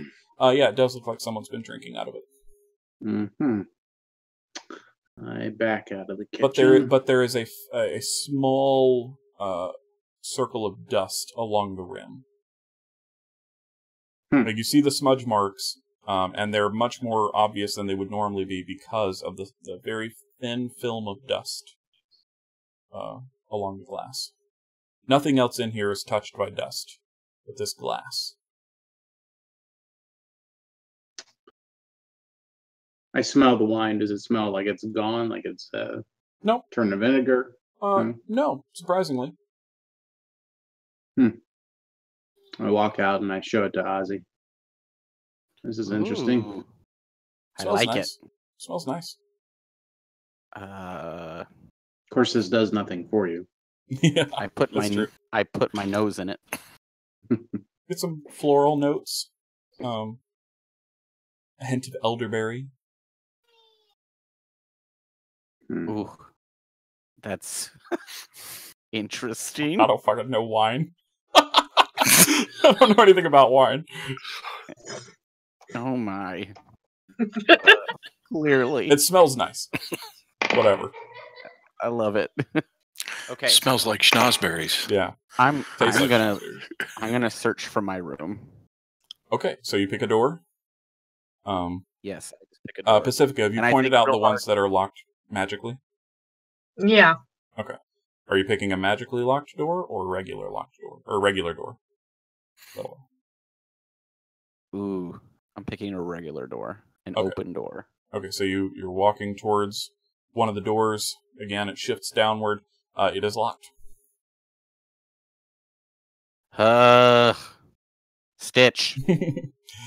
Yeah. I'm open it. So, for brevity's sake, we'll say that Stitch opens the door for you. He unlocks the door. And as you open it, what does... I assume Ozzy is the first one to step inside? Mm-hmm. What does Ozzy's ideal bedroom look like? Okay. Furnishings, His specifically. Ideal bedroom is everything is in purple with That gold matches the lining. motif. Yep. And then he has got just artwork of himself looking very majestic and wizardly everywhere. Mhm. He's got a leather. He's got a letter from his family saying how awesome he is. He's in one corner. There's like Osborne merchandise that you can just that he's just got there to look some memorabilia. Mhm. And then Some there's t-shirts. like t-shirts, and then there's just like an ethereal band that works like a CD player, like iTunes, that he can just click and like it will play like heroic music. Yeah, sure. Sure, why not? And then there's a certain person that is Nope. naked. Nope. Furnishings Naked. No. This is a furnishing. This is art. only. Okay. Certain person, this halfling bartender that's just in like paint me like one of your French girls motif. Like It is a on the wall. painting. It is a painting. Yeah, that's what you see. And you hear the music. It's lovely. And you feel I'm like- right at home.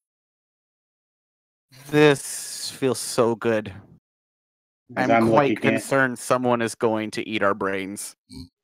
Pacifica thinks this is horrifying, so she tries to find her room because now she's Okay. scared. All right, so Pacifica is going towards one of the doors, focusing on a specific door. Yeah, she tries to find one that's not magically locked, There are plenty. and she tries to pick one that's like not too difficult because she's like, well, if it's me, I wouldn't want a door that has to like fall like 1,000. She's considerate of the magical doors. That's awesome. I did forget to mention, Stitch and Ozzy, you would both notice as you like kind of turn around in the room, on the other side of the door, on the inside of it, you both see keys in the locks of the doors. On the interior of the doors? Yes. They are Like they are one lockable key or from like the a- interior. I single key. take it. Stitch. I definitely would have taken a key from my room as well. Okay. And if you compare them, they look almost identical, but there are very slight differences to the keys.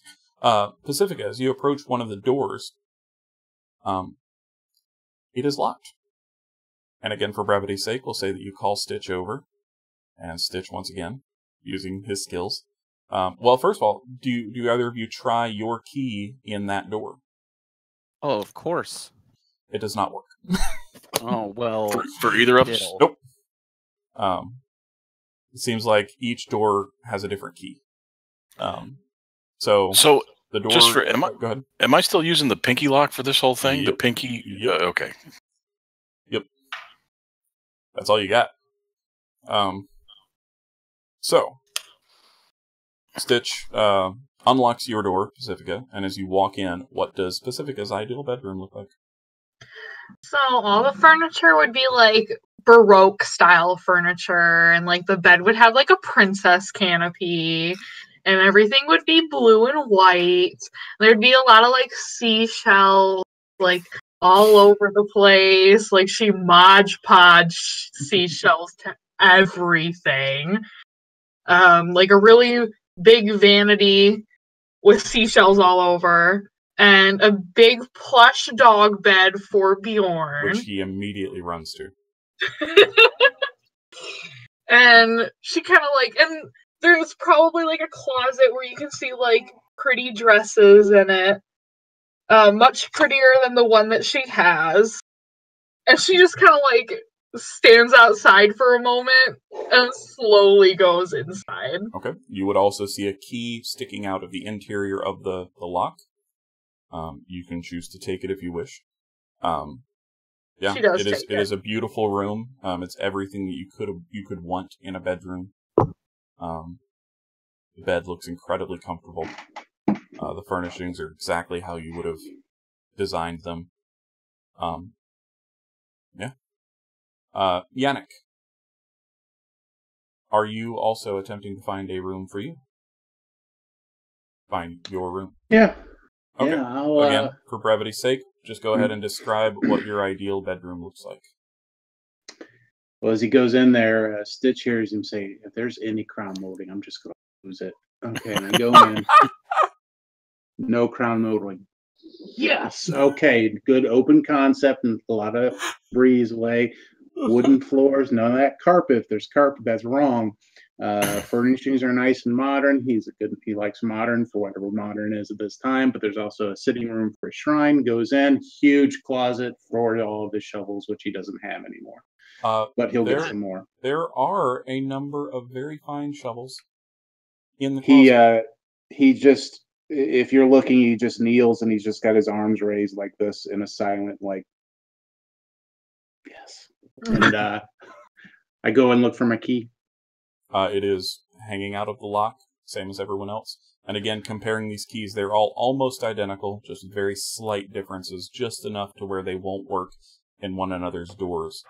And it's about this time that you all hear a very slight from the floor above you. Just a very, very gentle thud. Like up the stairs, or Yep. like... Okay. From above. Okay, guys, maybe we should leave.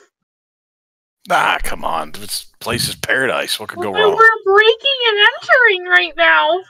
I think we should claim this place as our own. No! And, if you leave, that means it'll be me, Yannick's, and Stitch's place. I am in love with this place. I mean, You can go Barakiel's back to with your you. mom. He has made no move to a door. Barakiel and Ozzy Barakiel- share a room, right? Nope. No, Barakiel. he's not allowed there. Ever. They have a Jack and Jill rooms. They connect. Yeah. Yannick, stop it. You two are If they did- connected. If we weren't No, supposed to thank be in here, their security would have been a lot better than this. I don't know. There was a thud upstairs. There's somebody in the upstairs. That's probably where our brain's going to get eaten. Let's go check it out. Okay. No! All right, so I'm going with Stitch. Okay, so you guys begin making your way up this spiral staircase, and Mm-hmm. as you're walking up it, much like the doors and everything about this place, it weirdly shifts where like you feel like it's going to go on for forever, but in reality you've only taken a few steps, and you're at the second level. The stairs continue upward in the same spiraling pattern. And from the outside, this tower seems to get narrower towards the top. On the inside, it does not. The diameter or circumference of the room is exactly the same, but this level has no carpet. It is beautiful hardwood floor, very simply furnished with 2 desks that sit on either side of the room with a white, looks like chalk, but it's probably magical, line drawn directly down the center of the room. And so you have the 2 desks that are virtually identical, and there are books piled on both of the desks, with these lavish-looking chairs, very high wing-backed chairs, sitting behind the desks. And at the far end of the room, you can see that the side of the tower is actually translucent, looking out over the forest, and you can see the Spiral Palace in Talim, the Flame Tower, and it's a beautiful view. And sitting in front of that, in a very simple-looking wooden rocking chair, is someone that looks kind of slumped over and with a hand draping to the side, and below that hand is an open book and a spilled ink pot and a quill. Oh, we lost Ozzy. He ran away.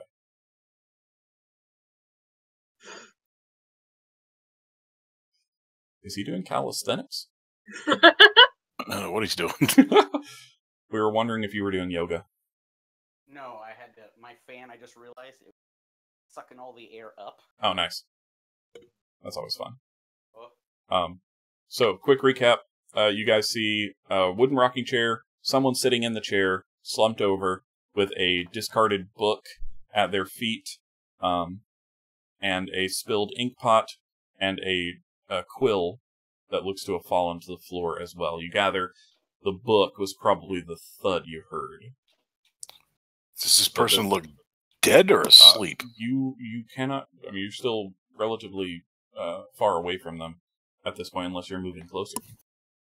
So you said there was a chalk line between... Yeah, there looks to be... Yeah, it's a chalk line, like, directly down, cutting the room in half into 2 hemispheres,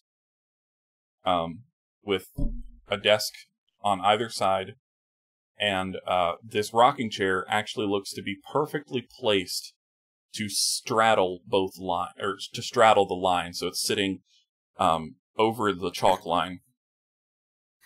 So does the desk look similar on each side, or is it the same? Are virtually identical. Okay, so I'm going to look at one of...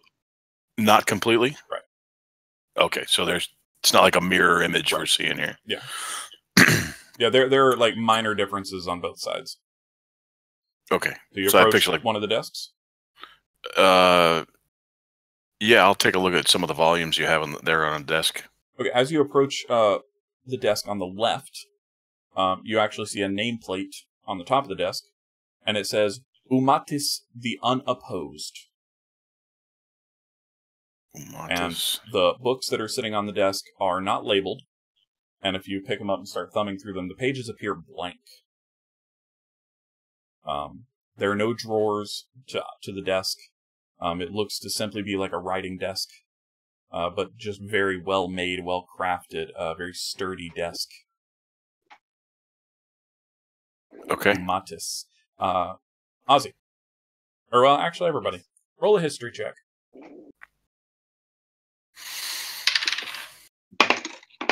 That's a 4.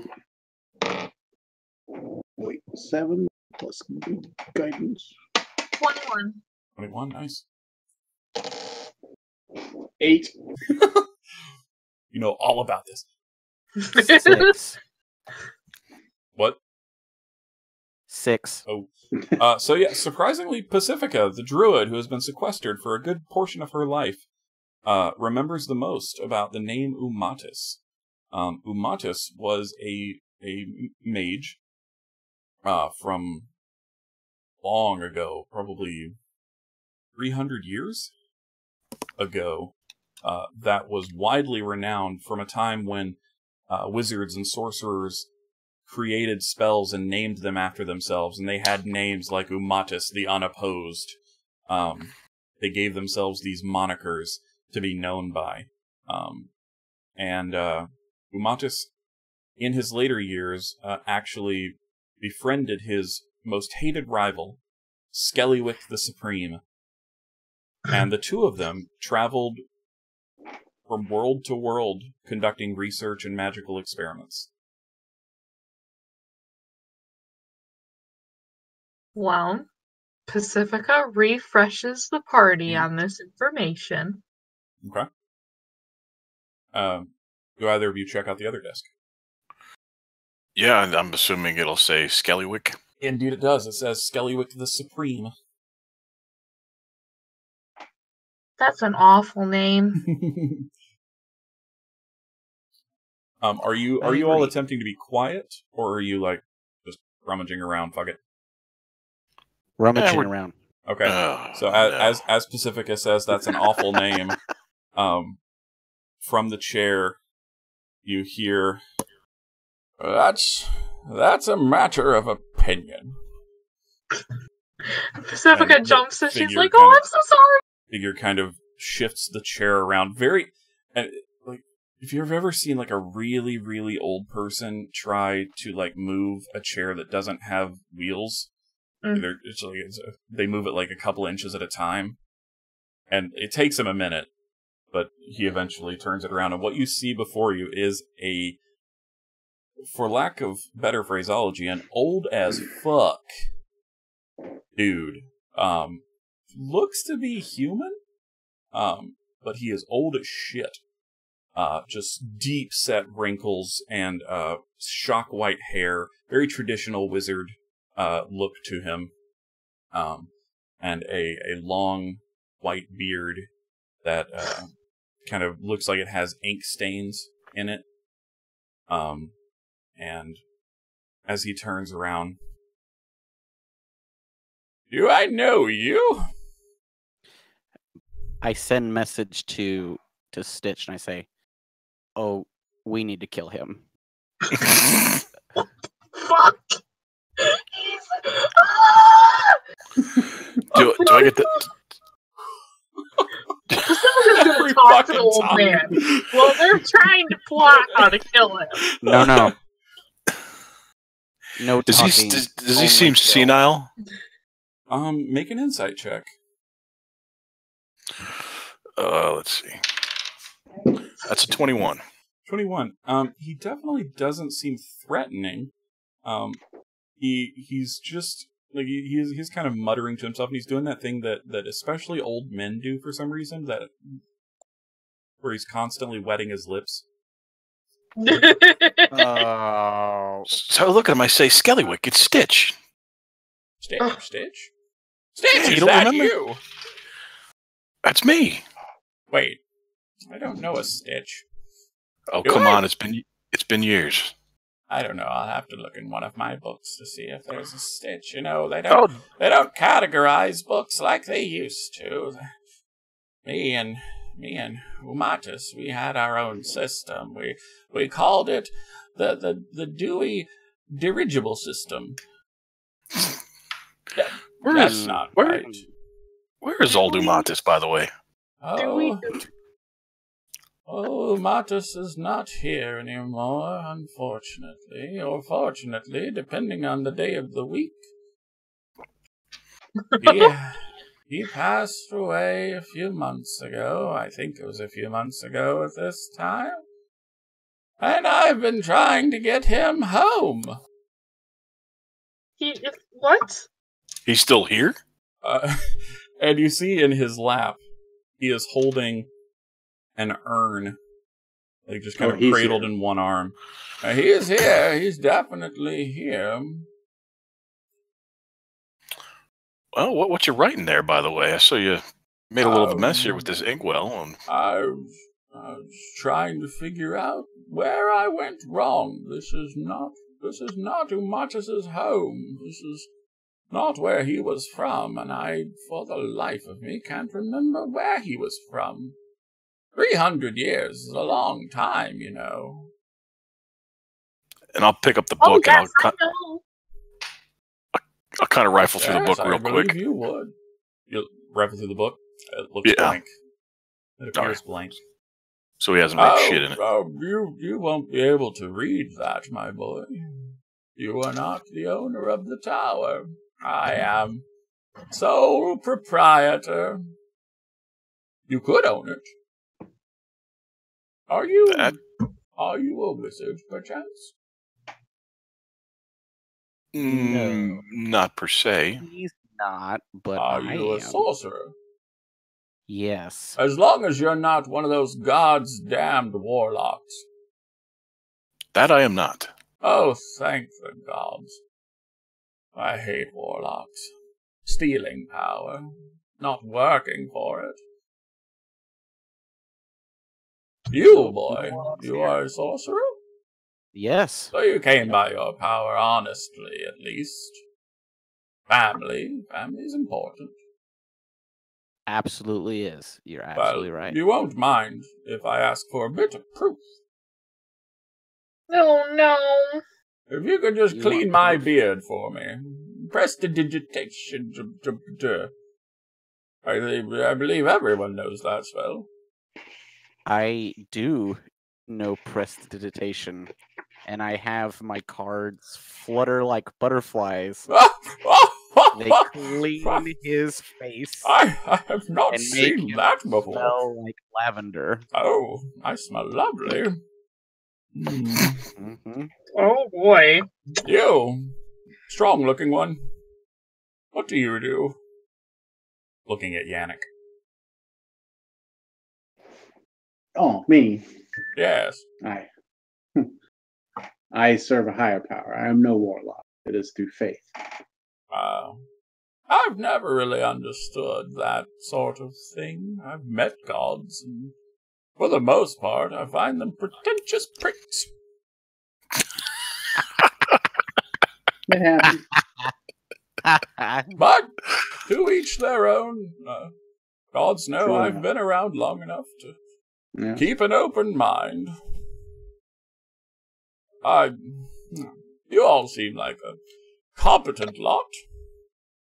So, and you made it into my tower, which granted isn't that difficult these days. Umatus and I, in our twilight years, had to disable a lot of the traps and puzzles that used to adorn this tower. Couldn't remember which button did what, you know. The poison dart feels a lot different at 324 than it does at 126. I'll tell you that much. I can imagine. How about you show us some of your power? I'm afraid that I cannot. You see, boy, I am dying. I do not have long. I'm okay with that, but my research, you see, my research must go on. I've, in my travels, searched for a worthy successor to take this tower and explore worlds and continue mine and Umatus's research. Are you familiar with automatons? Constructs? I am not, but I sure would like to be. This is the place for you, my boy. For Umatus and I have done some fascinating studies into the nature of automatons. Have you now? Indeed. I can't show you right now. Please. Why not? You see, the nature of the research is fairly controversial, even on this plane, this world. But I would need some assurance that you will carry on the research before I can show it to you. You may abscond with the knowledge.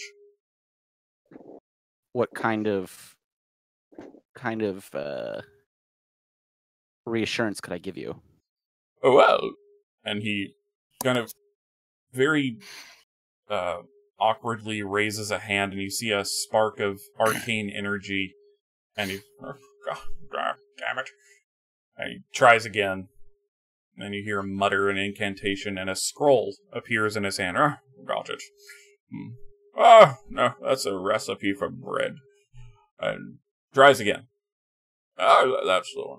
And he hands the scroll to you, and it is a deed to this tower. Mm-hmm. And real quickly, I'll go over the particulars of the deed. In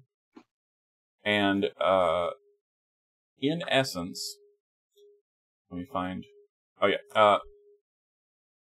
So once the deed is signed, all signatories will be granted immediate knowledge about the tower and its workings. You will know instinctually what door leads to which room, and you will know how to operate the tower to move between worlds. You will be able to tailor the rooms to your particular tastes, and only people you designate, once you reapply the magical wards, will be able to enter the tower. It also details that the tower is virtually indestructible. And if the tower is not sentient, but it does have sort of a self-defense mechanism, where if it is on the verge of being destroyed, it will transport itself and anyone contained therein to a pocket dimension to await repairs or to be retrieved by one or more signatories. The deed can be altered if one signatory decides to give up their share of the tower, but this must be done in the presence of an official magical notary, and tests are done by the notary to ensure that the departing signatory is willing and of sound mind. So you can't compel someone to give up their share of the tower. And there are a few other conditions listed regarding if a signatory willfully harms the tower, they will be unable to enter the tower until other signatories attest that they are willing to vouch for the offender. If a signatory becomes incapable of making a decision, whether through death or other magical means, they will be welcomed into the tower but cannot alter it or change its location. If a signatory wishes to move the tower, they must have the support of at least 2 other signatories. If the tower is near... I already said that. If it's near destruction, it will automatically transport itself. And the deed will also, upon signing, grant you the location of the vault. I signed it as soon as he put it down. I didn't even read it. Does anyone else wish to sign? You, boy. Pacifica reads. I'll sign it. I totally sign it. Oh, wonderful. Mm. And you kind of peer a little closer at Stitch. Oh, yes. Yes, I see why you would sign. Indeed. I believe you will find much knowledge here, boy. You, God-man.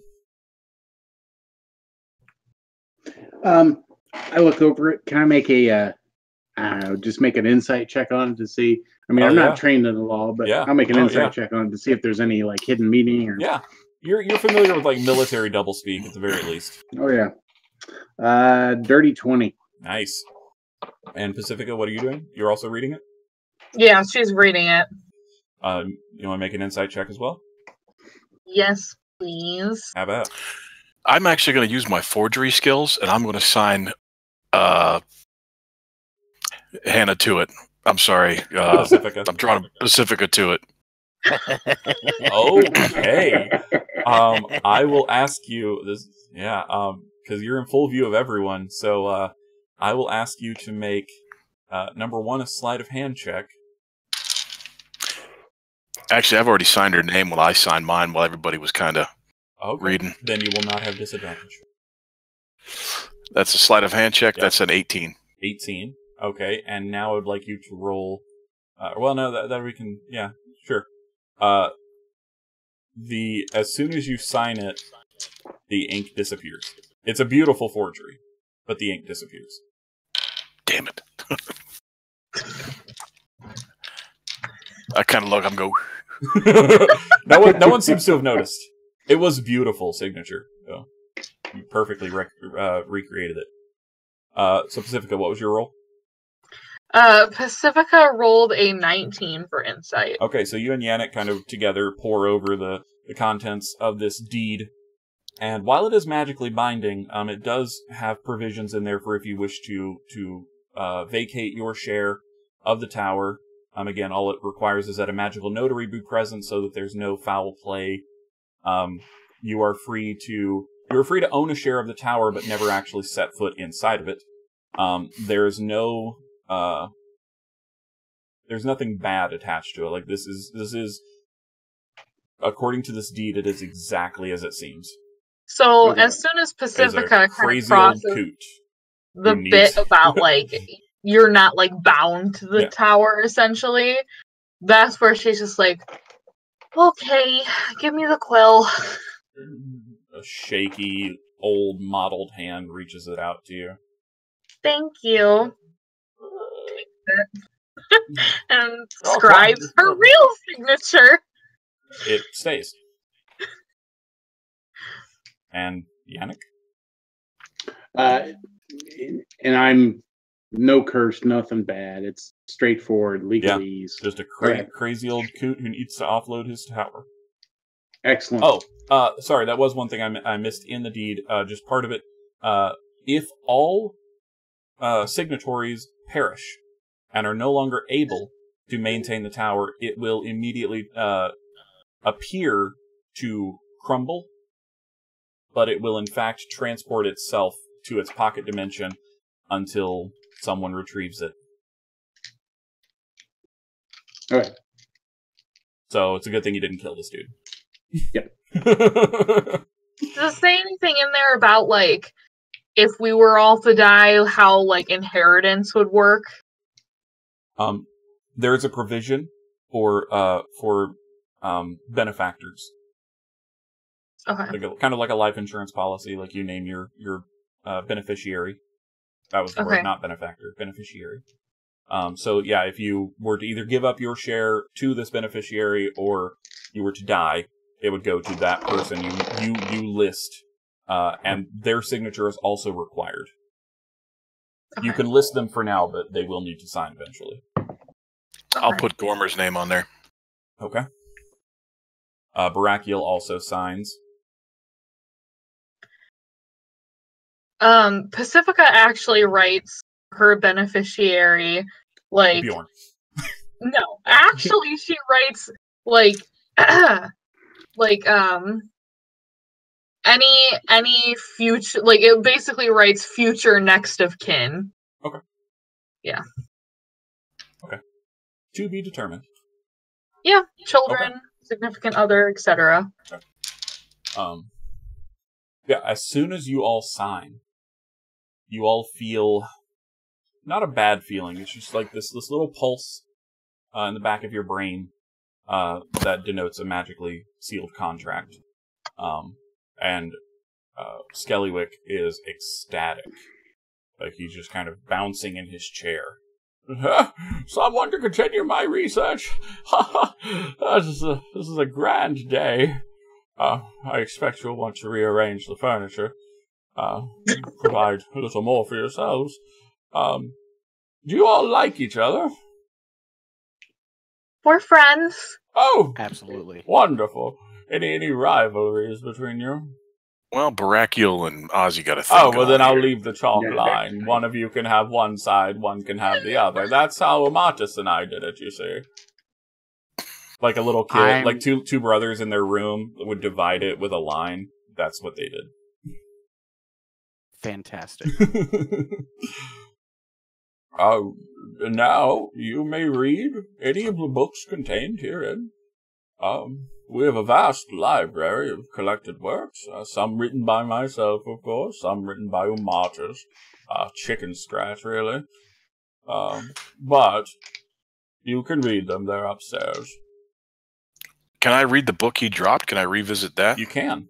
And as you pick it up, it is full of very cramped, but very neat calculations.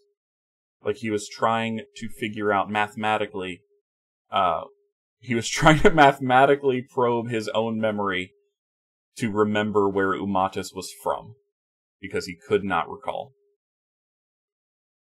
And it's just like these massive algebraic equations that just span pages.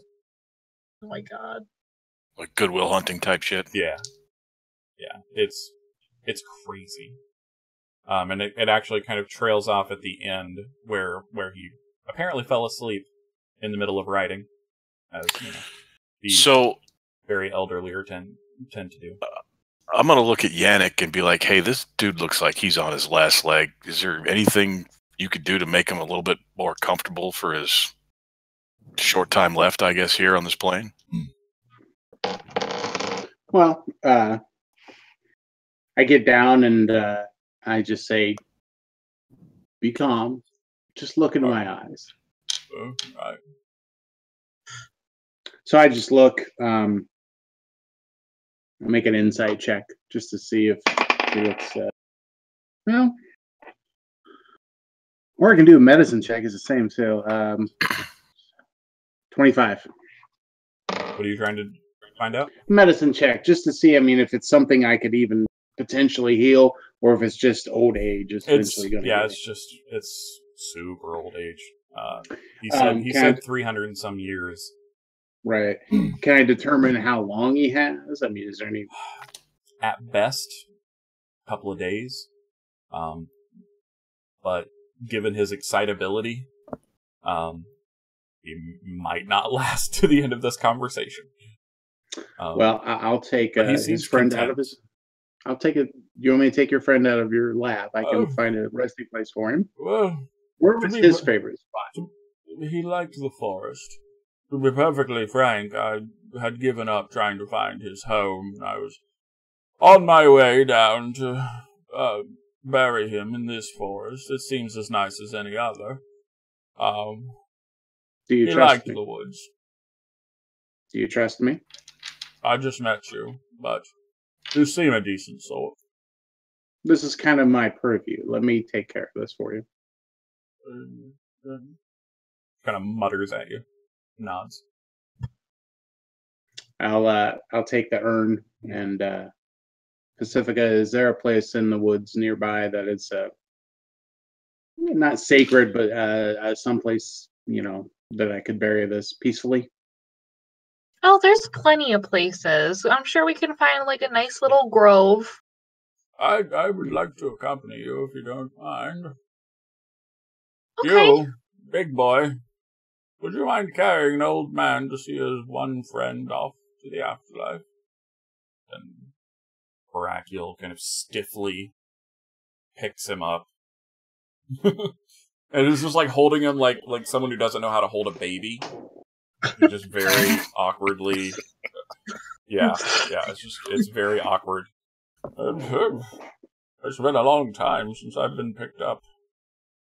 Brings back memories. Onward! I go down to my new room and pick out the best shovel. Okay. It is everything you want it to be. You can describe it if you want. It's a shovel.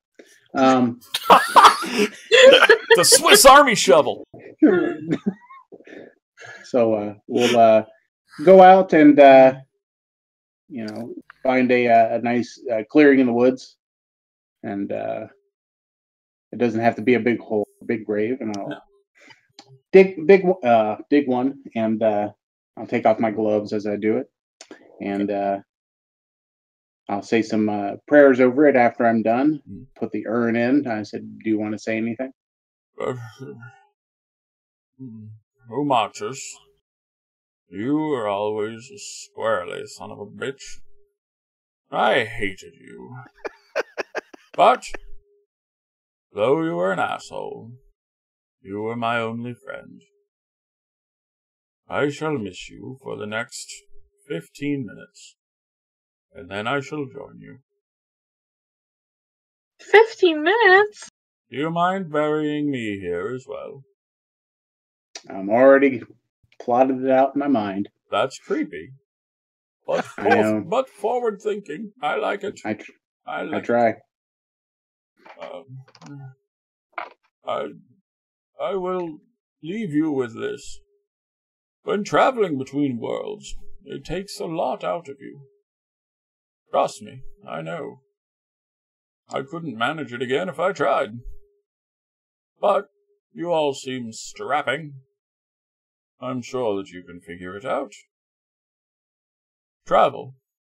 Visit other worlds. Broaden your horizons. There's plenty to see. Plenty to do.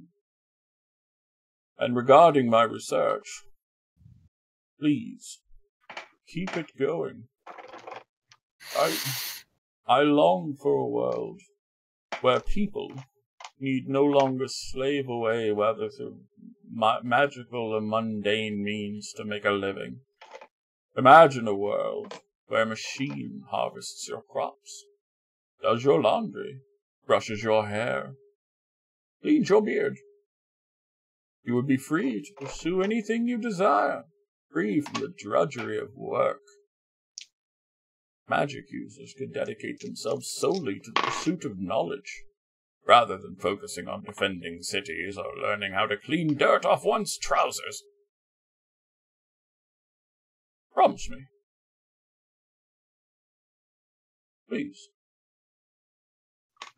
I promise. I promise. Thank you. I promise. I appreciate it. Puppy! Sorry.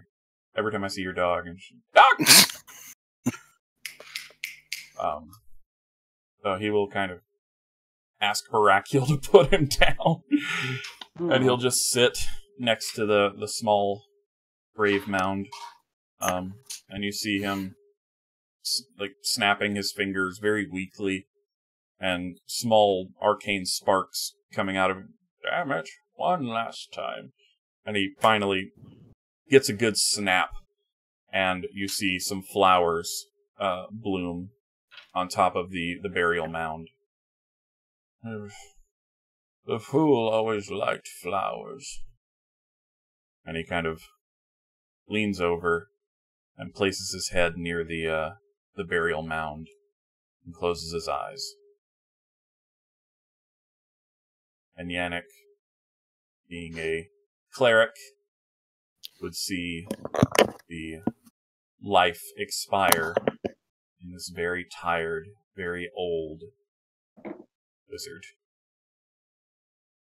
Pacifica and Hannah are both crying. There's no need for that, my dear.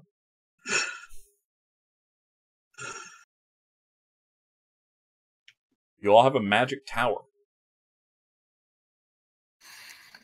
I'm running back to the tower. I want to go explore this shit.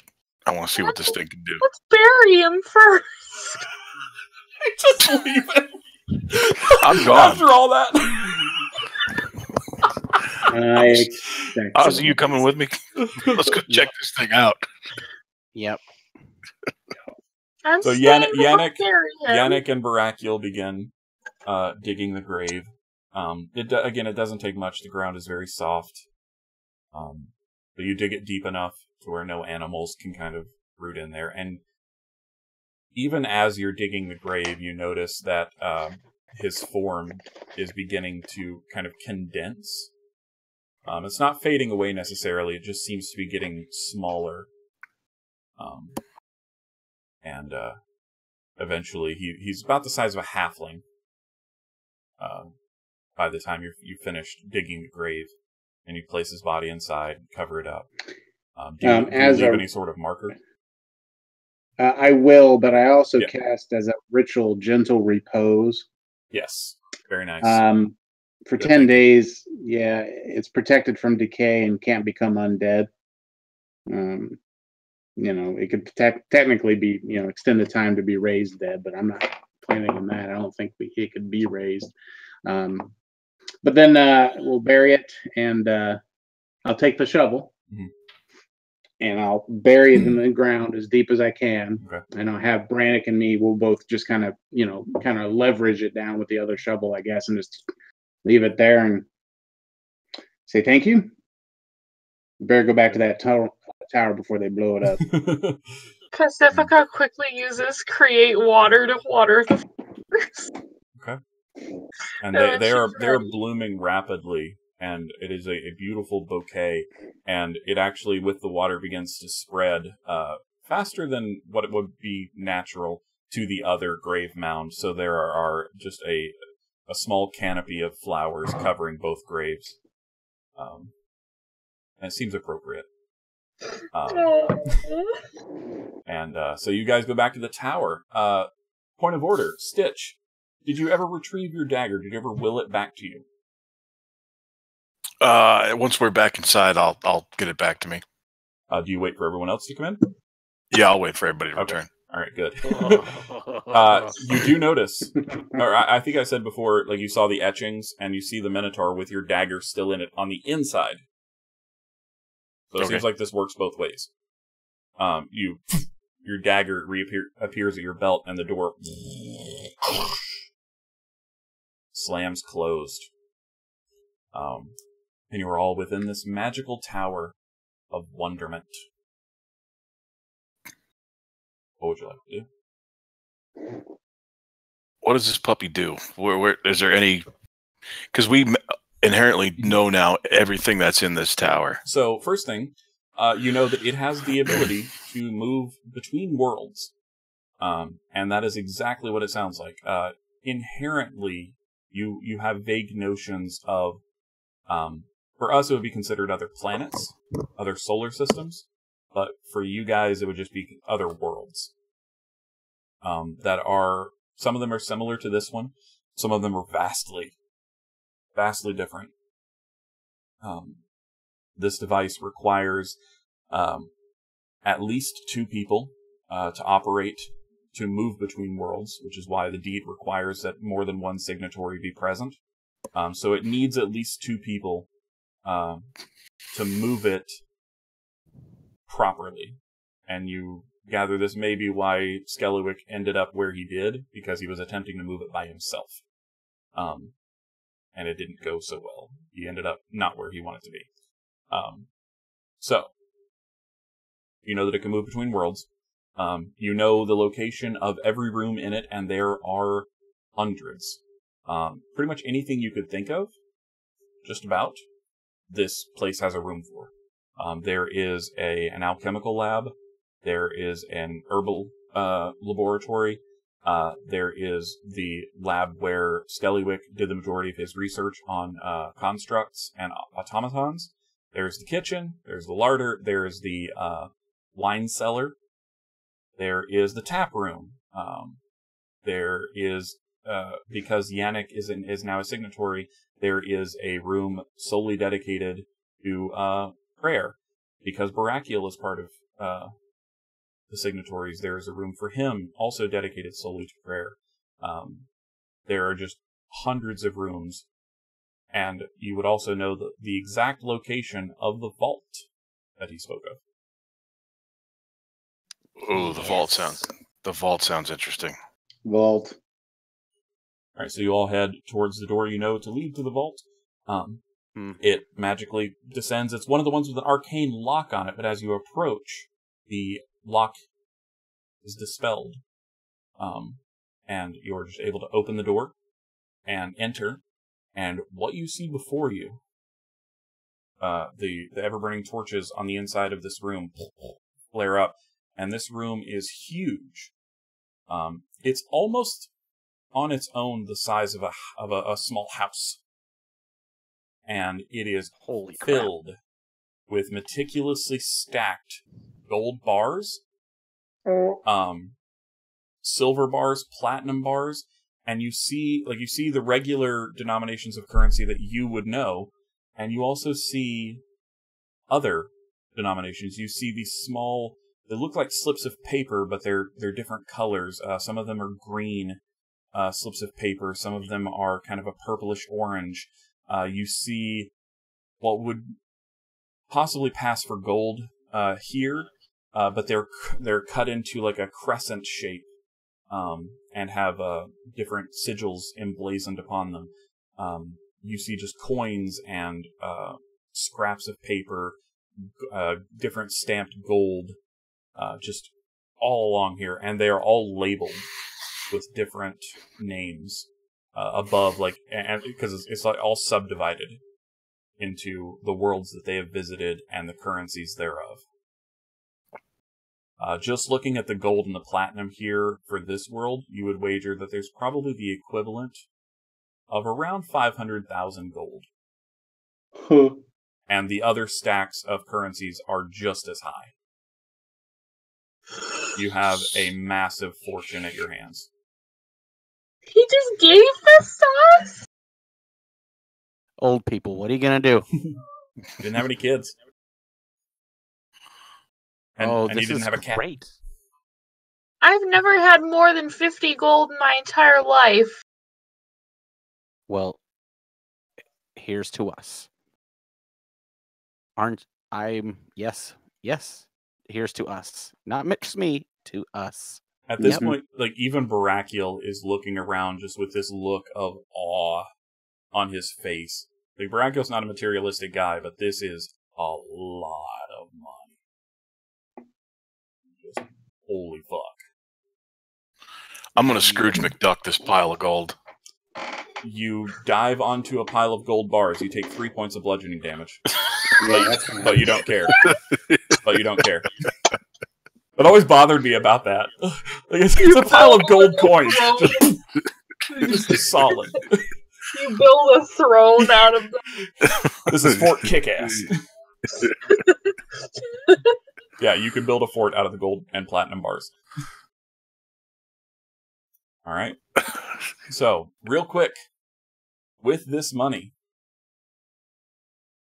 what would each of you like to do? You have a veritable fortune. Like, just something small to start out my with. father's company. I buy out. Yeah, you do. The good girl. Yeah. I buy it out.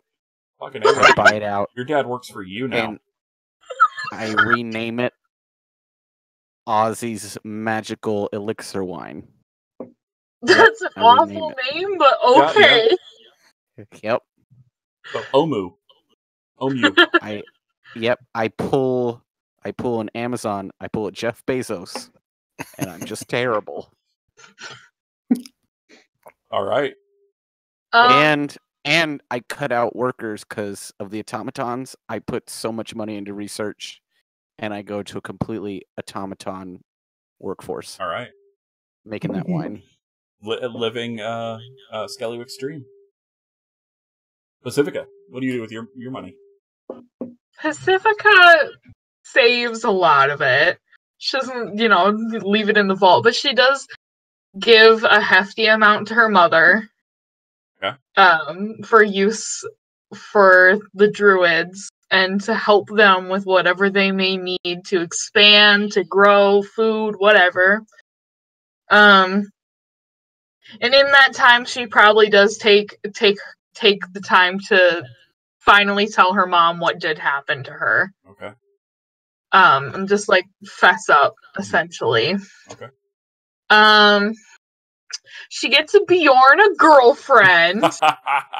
Bjorn gets a girlfriend, a big old like white Alaskan Malamute girlfriend, and she's cute, and she's got like a little flower tucked on her ear all the time, and she makes Bjorn work for it. Like, she's very, very sassy. Like, even to everyone around her, all the people, she's sassy. But it's fine. She's spoiled. And, but yeah, and other than that, Pacifica she gets to actually feel like a princess. All right. And, Yannick? What would Yannick do with that money? Well, he tithes some to his church. He does that. And then he takes not the majority of it, but he takes enough to, with the approval of the rest, to redecorate the inside of the tower, make it a little more modern, update some furnishings, okay, and puts it into lighting. And the real any research or any, because we have the money, but I'm sure there's more money out there that we could potentially get to fill this room because we spent some. So he's trying to do whatever he can to learn how this thing works. You so know how at it some works. point, well, I know, but he wants to make it work really well and get somewhere. He told us to explore and see other worlds, so eventually I want to do that. Indeed he did. And Stitch. Is there some sort of magical mailroom around here? Sure. How much money are we talking a piece that we have? I would A say lot. roughly the equivalent of 100,000 gold each, just in currency, like in this realm. I take 10. Like you could melt down some of the other currency and use it if you really wanted to. So I'm going to take 10,000 gold and set it aside for myself. The other 90,000 I'm going to mail to Gormer. Nice. That's very sweet. Oh. All right. And unfortunately, Ed is not here, so I can't ask him what Barakiel would do with the money. I assume something charitable, with at least some of it. Probably melt it down to a suit of armor. Probably. Replace his mask. But yeah, you guys figure out how to work this contraption and hop between worlds as you please, doing good or doing harm. It's up to you. And if that sounds like an ending, it is not. It is simply the closing of one chapter. For the Forever DM No More channel, this particular chapter is closing tonight. However, a new chapter begins next week when our very own Chris will take the DM's chair for a good long while. I hope you guys enjoyed his one-shot, because that is the world in which we will be returning to. That didn't make any sense. That is the world which we will be returning to. Reprising our roles as level 1 versions of our characters from that one-shot. So next week, Forever DM No More. You will not see my face in the friendly DM screen. Instead, you will see Chris's smiling face in whatever overlay Hannah decides to make for him. I hope it's terrible. Not really. That's not true. So that means everyone needs to like get me their stats and like how to spell their characters' names and things like that. Yep. I may have to shorten mine. Just a little. So next week, Quentin will not be with us for a couple of weeks in a row, but he will return. You may have noticed that Gormer has not been with us for a few episodes now. It looks like DeForest will not be able to come back for the Sunday night campaign, at least for a while. So for now, his chair will be kept open. We may have some people pop in and out as kind of guest characters, but we would never, ever replace him. Ed will be back with us hopefully next week. And yeah, I'm really looking forward to being a player in a full campaign. I'm very excited. Yes, it'll be good. Fresh meat. So, thank you guys so much for watching and taking part in this adventure that we've been on. This episode, of course, will be uploaded to YouTube, as usual, later tonight. It is my eventual hope that these will get edited down into podcast form as well, but that takes time, and I need more of it. So, that's something that I'm working on. So look for that, hopefully within the year. And if we're doing it on podcast, like audio, I could record the audio on this side, and then we can cut it down into... That would work. We'll hash that out. Yeah.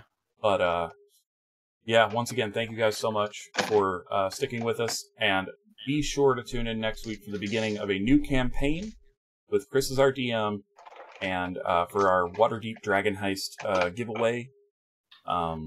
Listen for the code word in the stream and then enter it in the chat. Be sure to enter the word only once or you will be disqualified. So until then, past 8 o'clock, it's time for big boys to go to bed. So I hope you guys have a lovely evening, and as always, until next time, remember, keep it friendly. Good Good night. night. Night.